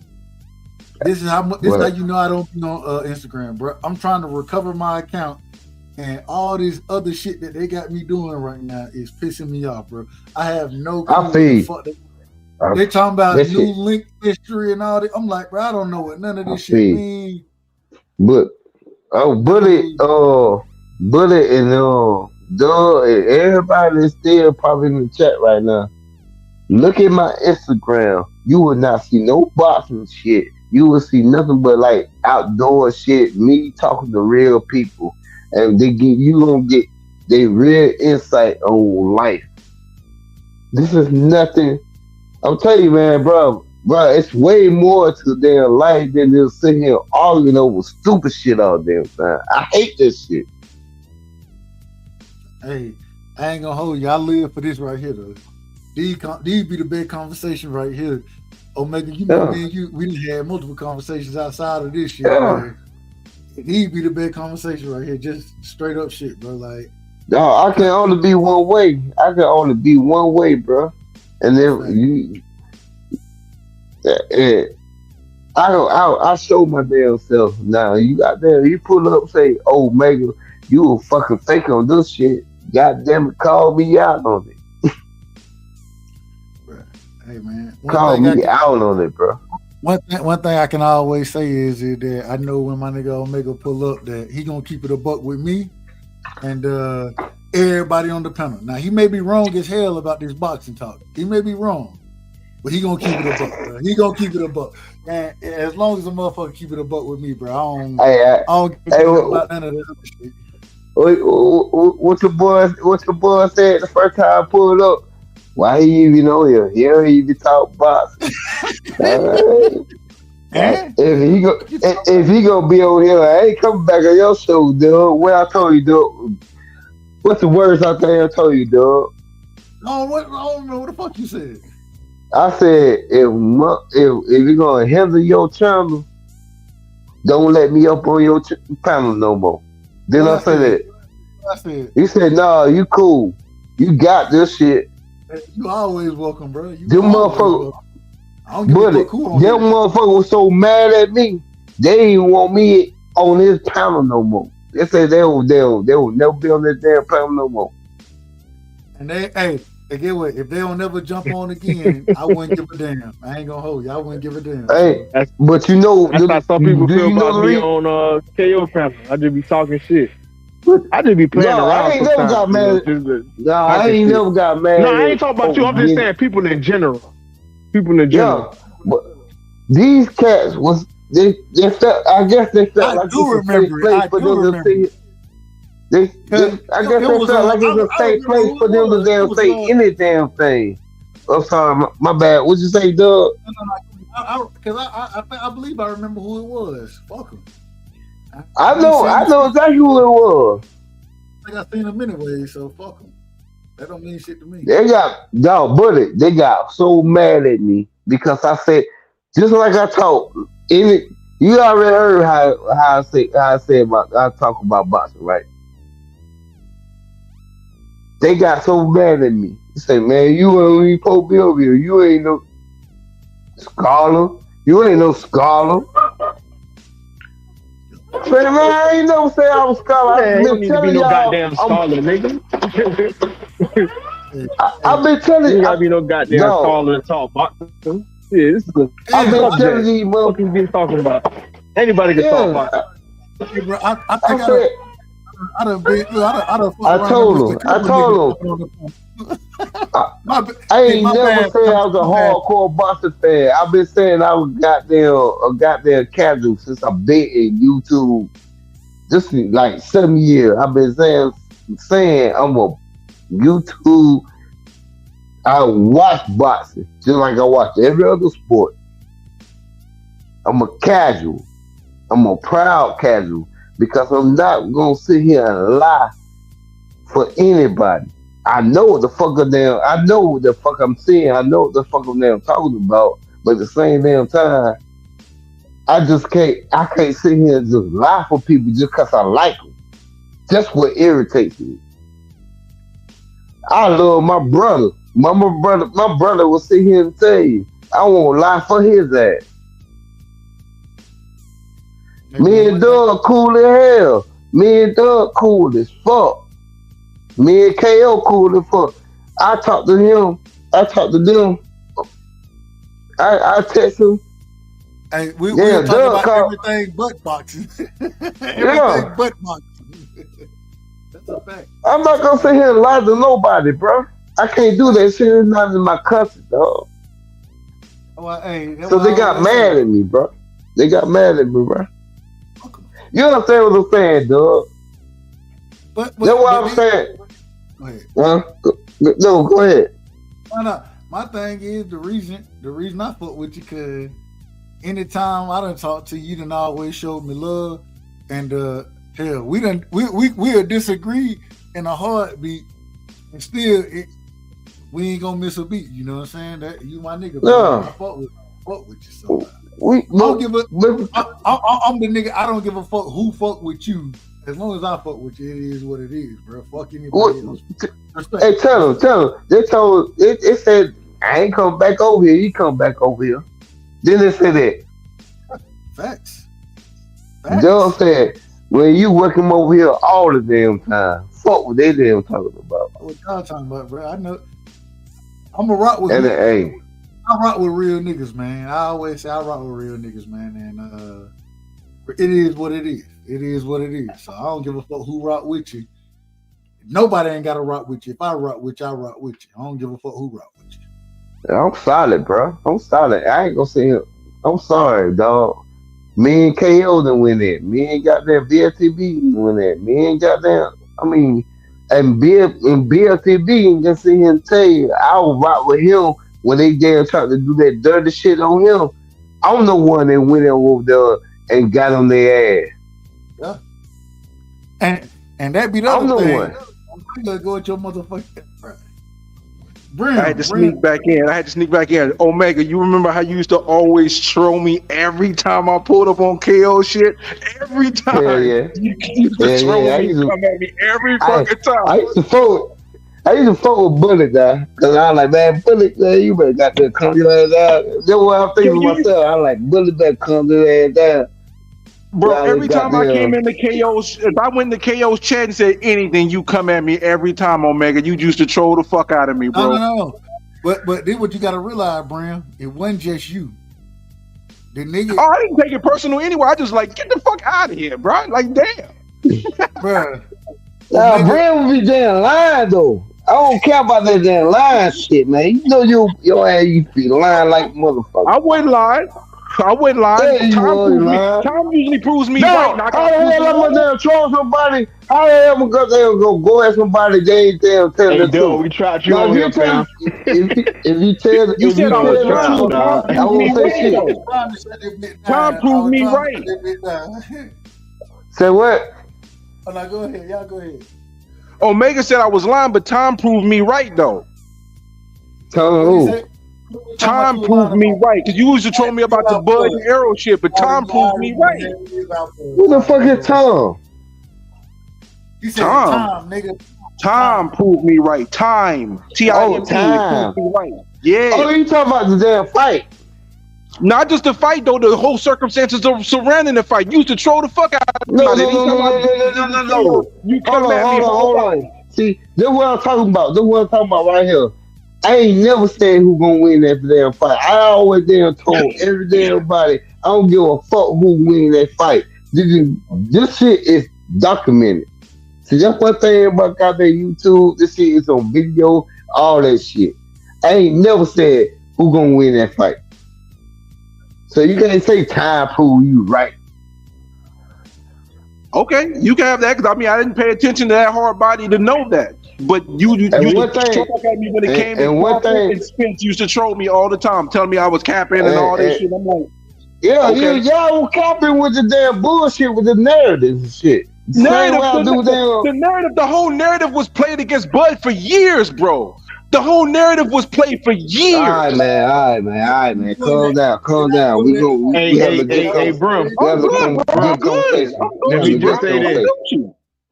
Let me say this. Ain't nobody Let me say there. this, bro. When I first Tell me. started looking on the Okay. YouTube stuff, the people, it was a lot of people I just didn't even subscribe. I didn't even go to their channel because I was hearing so much hatred towards Earl. Like Yeah. that, bro. The shit was ridiculous. Hold up, And Bud it got goes way more both hate ways. than It Earl depends Jack. on The what. YouTube community supported Earl Hold more on. than Let me Bud. Hold on, bro. Hold on. Hold on, Brim. I wasn't finished. I wasn't finished. What I My was bad. saying is I understand where you're coming from though, because it all depends on what you take in. Because I'm a fan of Earl, I always noticed the hate that Earl was getting. So from my standpoint, it was like, damn, dawg, all you niggas hating on Earl. From your standpoint, you notice the hate. You a fan of Bud. Not saying you're not a fan of Earl too, but you favorite Bud, so you recognize the hate that Bud was getting. That's the reality of the situation. Because when you look back at it, there was just as much YouTube channels dedicated to shitting on Earl as it was shitting on Bud. It wasn't nowhere close, bro. It was the nowhere ones close. y'all believe. The one. No, It was hold on, fam. Hold on, fam. Calm down, Brim. It is Brim, let close the because when man you speak. look at it, Brim, when you let the look at man it, speak, bro. Wait a minute. Y'all calm down. I'm not even I know hiding. it's a, because I know when you it's a look at it, decided Hey, topic. tell me Bud this. was the Tell me clear this. Tell me favorite. this. Hold on. I'm finna got that clear this shit up. Tell me this. Who the fuck do I like? You said Walter and Spence. Nobody. You said Walter and Spence. I say them the only two I buy pay-per-view for. They got a bad card. Bruh. So that means that's two fighters that you like because you're willing to pay for their fights no matter who it is. Who else is on the card? Yeah. Now watch this. Brim. How many times you heard me got there argue for Wilder or Spence? Never. But hold on. Watch this. See, that's what I'm saying. Hold on. I can sit here and sit back and watch all this shit, bro. Hold on, nigga. Hold on. Brim, you I'm remember good. the first time me and you met? Huh? You remember the first? Yeah, I remember the conversation? first time me and damn Doug right side met because he owed goddamn money. He had damn $50. Now you're lying. But Brim, do you remember the first time me and you met? No, I don't. Please remind me. E3 panel. No. It was Mac Mob panel first. It was Mac Mob. Oh yeah, when I used to rock with Mac. Yeah. And this the craziest thing. So at the time, They called me an aerosexual back then. well, and this was so crazy because I pick, I pick EJ to win, but I jump on, I like to talk to everybody. I like to hear everybody's opinion and shit. And so I jump on the panel and everybody be like, "Oh, you over here with Brim? Oh, we got another." I'm like, hold up, wait a minute. Yeah, that's how people pick side, bro. But I'm saying like, hold on, I pick them to win, but shit, it is. I mean, I can. I What side? pick a winner. What side I ever pick though? That's what my damn. You gotta understand where I'm coming from. What You side I pick pick EJ to side? beat Bud, man. You pick EJ to beat Bud. Yes. Guess what? What? Guess what? Just take a wild guess. I picked Holyfield to beat Tyson. And my brother loved the hell out of damn Tyson. He did. Motherfucker, dog, picking somebody to beat somebody don't mean you on their side, bro. Agree. And that's the whole thing. That's what y'all got to get y'all head out of. But that's why I would go over to E3. This is weird to I me. go to that panel because I was like, shit, I know y'all ain't rocking the way like KO. I know if I'm at OKO panel, it's gonna be one way. I know if I'm on y'all panel, it's gonna be another. But it's not gonna change my opinion on how I'm gonna talk about the fight, bro. This what I'm saying though. How many times you see me sit here arguing over who gonna win? Never. That's what I did. I did a lot of that. But Dub, you know what is so crazy? I used to always try to be fair to the fighters. So that's why I got called an aerosexual and a Bud Buddy at the same time, because I tried to be fair to Errol Spence and be fair to Terrence Crawford. I was more of a fan of Errol Spence before the fight. But what happened was the negotiations, I didn't like how they played out. Real. Yeah, like I got down. No, I got a good memory, dog. You sit here and when the channel arguing over damn Terry Crawford over some bullshit. This was just the reason why I don't like arguing over them money and then promoters and all that shit. Argue about who gonna win in a fight. Cause that would make more sense. That's true. But I mean, the thing is, the reason why the channel got there arguing the damn shit. Shut up. I already know what you got there gonna say. No, you don't. The reason, no, you the don't. whole, I know what you're gonna say because you came at me. We just got on here. Cause you came at me for a damn reason. The reason I got on you because I damn told you lying. You fucking damn lying. I didn't lie. I didn't. I came from my perspective, what I believe was transpiring in regards to Terrence Crawford and Errol Spence. What you believe is not the truth. Just because you believe something, that ain't the truth, bro. Same thing for you. Same thing applies for you, sir. All right, what do I believe? What do I believe, though? We're not doing this tonight. We're not doing. I'm not dropping belief. I'm telling you the damn truth. It's 317. It's 317 where I'm at. The fuck out here with that bullshit. It ain't bullshit. It ain't bullshit. You know it's bullshit. No, it ain't. I'll kick both y'all off the panel. But kick me the fuck off, dog. That's why Bud got what he got, and then he wouldn't put pause on Spence. But this is the thing right here. I think that at the end of the day, I learned something from the whole Bud EJ, that saga. I wasn't on YouTube for. I kind of was on YouTube, but not really for the Deontay Wilder Fury saga. Man, you running for the police, damn dog. Come on. I know what you always gonna tell me. I'm a criminal right now in your eyes. I know. But the thing is what I realized is that you know what? Yeah, that's a rap sheet. At a certain point in time, it is fun to argue, but then there becomes a point where that shit just too much, man. And I'm getting there. I ain't there quite yet. I think the night may have been my last hurrah for the Devin Tank thing, because I was having fun. I was having fun, but overall, bro, I'm tired of that shit. I'm tired of that's why I'm trying to separate the motherfuckers. It's ridiculous. I'm tired of all that shit, man. And I got to a point with the EJ Bud shit. I was like, fuck both of them. Fuck the promoters. Fuck the managers. Fuck everybody involved with it until they make the fight happen. I don't want to hear about them no more. You know what I'm saying? And bro. Another point with this. This ain't the only place the motherfucker argue. LeBron James and goddamn Michael Jordan has to go. Hey, no, we in 2024. Hey, hold on. Doing stupid shit. So I'm finna go. This shit don't make no goddamn sense, dog. I'm finna go find some folks to argue politics with instead of listening to y'all country niggas, man. That's what I'm gonna do. I'm coming to your house, dog. Hey, come on, Yo, man, Omega, Dub, Bullet, y'all have a beautiful and blessed night. And with that noted, I can't wait till Usyk beat the shit out of Fury. Holla. All right, peace. I don't know if I can. Don't be coming with them goddamn lies and shit. Yeah. You jumped on, thought you gonna damn do something, then do a goddamn thing. Hey man, Bullet, man, give me your last words for the night, man. We about to shut it down. What you got? And you know what? No, Omega. Fuck goddamn Brill. Fuck Brill. I'm tired of that motherfucker. Go ahead. Omega, kiss my ass. I'm gonna finish with Brill, this, jump bro. back over here. I'll move you some goddamn up. Hey, I don't like people trying to put damn labels on me and now. Trying to say I damn stand some shit. Nobody can jump on. I done depend. I don't know if that's even a word, depend, but I done unpinned the link. I said depend. God depends. And those diapers. Go All right, ahead, man. man.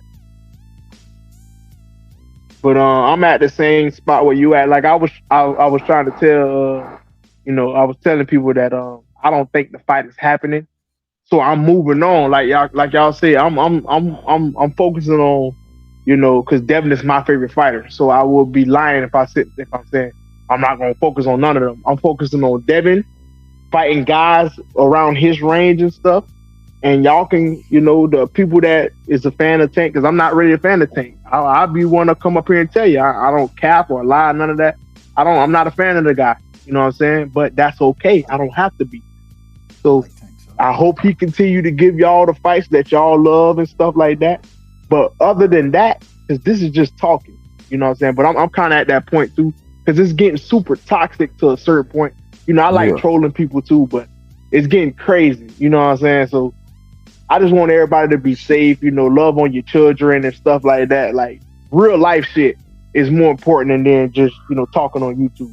Talking on YouTube is fun, but I'd rather y'all be safe with y'all families in general. You know what I'm saying? So, Doug, I hope you and your kids have a good time. You know what I'm saying? I don't know if Omega got kids. I hope you and your people safe. You know what I'm saying? When y'all hunting and stuff like that, because I'm safe. He got goats.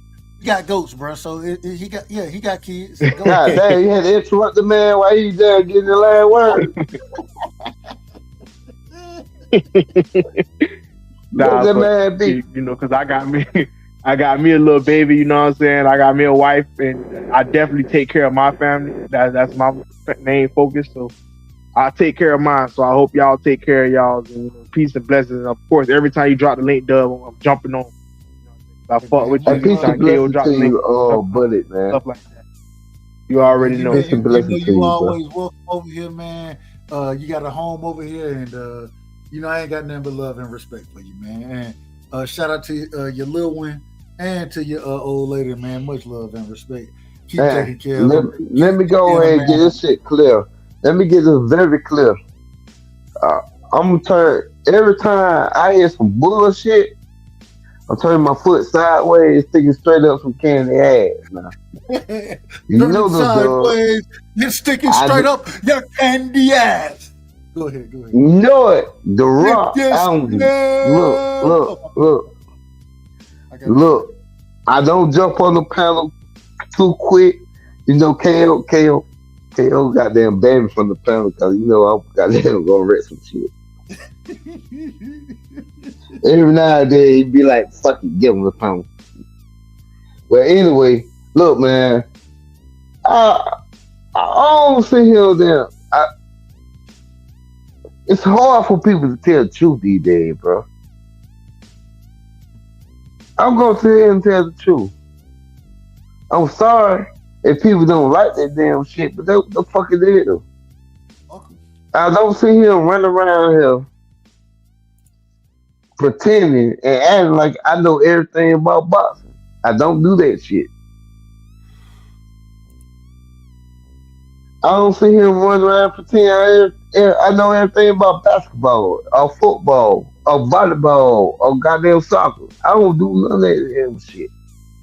As long as you know enough to hold a conversation, you good with me.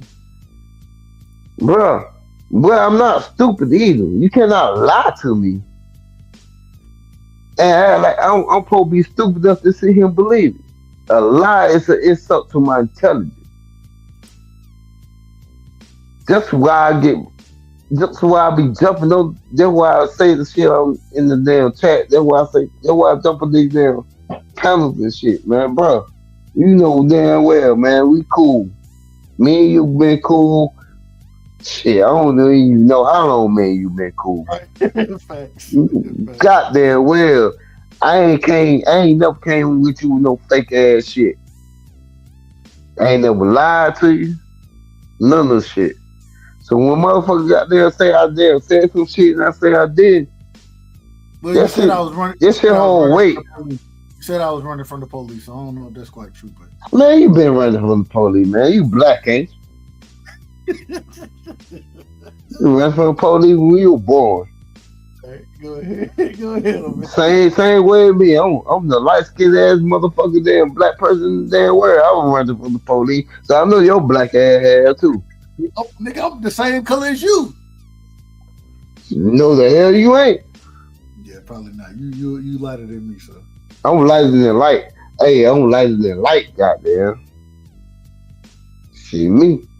But anyway, well, you know we all been cool, dog. See, what people don't understand, it ain't about who you like. It's about being real. People gotta understand that damn shit. Just be real. You can like whoever the hell you want to like. You can. I'm a Green Bay fan. You're a Cowboy fan. I can sit here and tell you that damn call that was 6 years ago, goddamn Green Bay, that was a catch. Yeah, y'all cheated the hell out of us. Shout out That to was a Dez catch. Shout out to Dez. Yeah. I can admit that shit. You know what? That don't change nothing. Nothing whatsoever. So quit goddamn this crybaby ass shit people be damn doing. Quit getting mad at the wrong ass damn people. Get mad at the right people. Change do not come when you mad at the same people that you damn sit around with. Change come when you mad at the motherfucker that's up top that's making the goddamn rules. That's when change come. Y'all need to damn what the fuck up. And that's the reason why I don't chat the way I used to chat in the damn. I don't do that shit no damn more because I see a lot of people don't even. They don't care. I don't be saying you nowhere, bro. And how you know I used to be everywhere. I don't do that shit no damn more. I'm like, man, idiot's gonna be idiot. I ain't finna. I don't argue with people no more. Like, all right, whatever. Damn near anywhere I was at, bro, you was there for a good minute. I don't argue with people no more. I don't be. Oh, I argue a little bit. I still argue a little bit. So. No, I better be in there KO chat now. Yeah, that's true. I'll be for none goddamn. Just do everybody. I hear everything what people saying. And at the same damn time, I won't be saying nothing. Why? Take a wild goddamn question. Why? I mean, wild guess why? You tell me, these niggas still arguing in the motherfucking in the chat, bro. They still arguing. Go ahead. Exactly. They still arguing. I just look. This is my first time looking at the chat in a minute. Bram and Juice going ham right now at each other. Why argue? Why argue? It's fun. It's idiocracy. It's idiocracy. It used to be fun. That shit boring in the mother. I don't like No, I don't. I'm tell you the dead ass truth. You know the reason why I don't argue no more? Because these motherfuckers already know the truth. Yeah, and they still gonna argue your ass down. They playing dumb. They play dumb. Once I realized they playing dumb and not actually dumb, they just playing dumb. Man, they used to be arguing with you. It's an act. They know what the fuck damn truth is. Let me get the fuck out of here, though. I'm sorry. My bad. My medicine. All of the dub. Georgia should have been damn playoff. They cheated us. Well, they didn't cheat us. I ain't gonna say they cheated us. I don't think they cheated us. But at the same time, they got it wrong. They got it wrong. They got it wrong. They got it wrong. I don't think they cheated us. I ain't gonna say they cheated us. Don't worry. South Carolina gonna whoop their ass. South Carolina.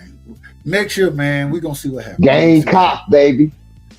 Yeah, you don't even believe that shit. So, all right, man. Hey, shout out to my brother Omega Red in the building, man. Everybody who came. All love. Shout out to my brother Bullet Gibson in here, man. Stephen Brimley showed up tonight, man. Who else? Who am I missing? I hope I ain't missing nobody. I know I'm gonna miss somebody. We got Juice in the building, Picasso, D-Man Jr. in the building. Shout out to D-Man. That's my brother right there, man. Much love and respect. All y'all my family. I ain't gonna hold y'all. All y'all my family. Let me see. Piro was in the building. I hope I ain't missed nobody. If I missed you, man, it wasn't that personal. I ain't gonna hold y'all. I ain't even finna look through it too much because I'm finna go lay down. I'm finna get some rest, and we'll do it again. Picasso, man, much love and respect.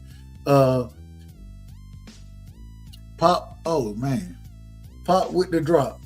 There we go. Pop with the drop. Much love and respect, and man, appreciate y'all. I really do. I thank y'all for coming through, man, and we'll do it again next time.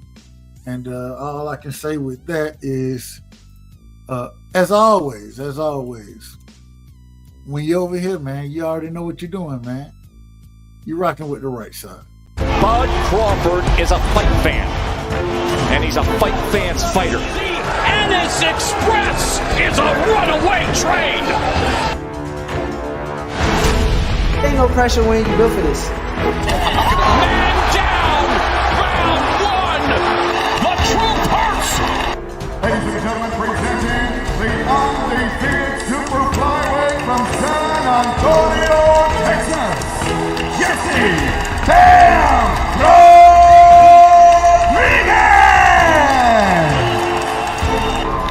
The universally recognized undisputed lightweight champion of the world, Devin the Prince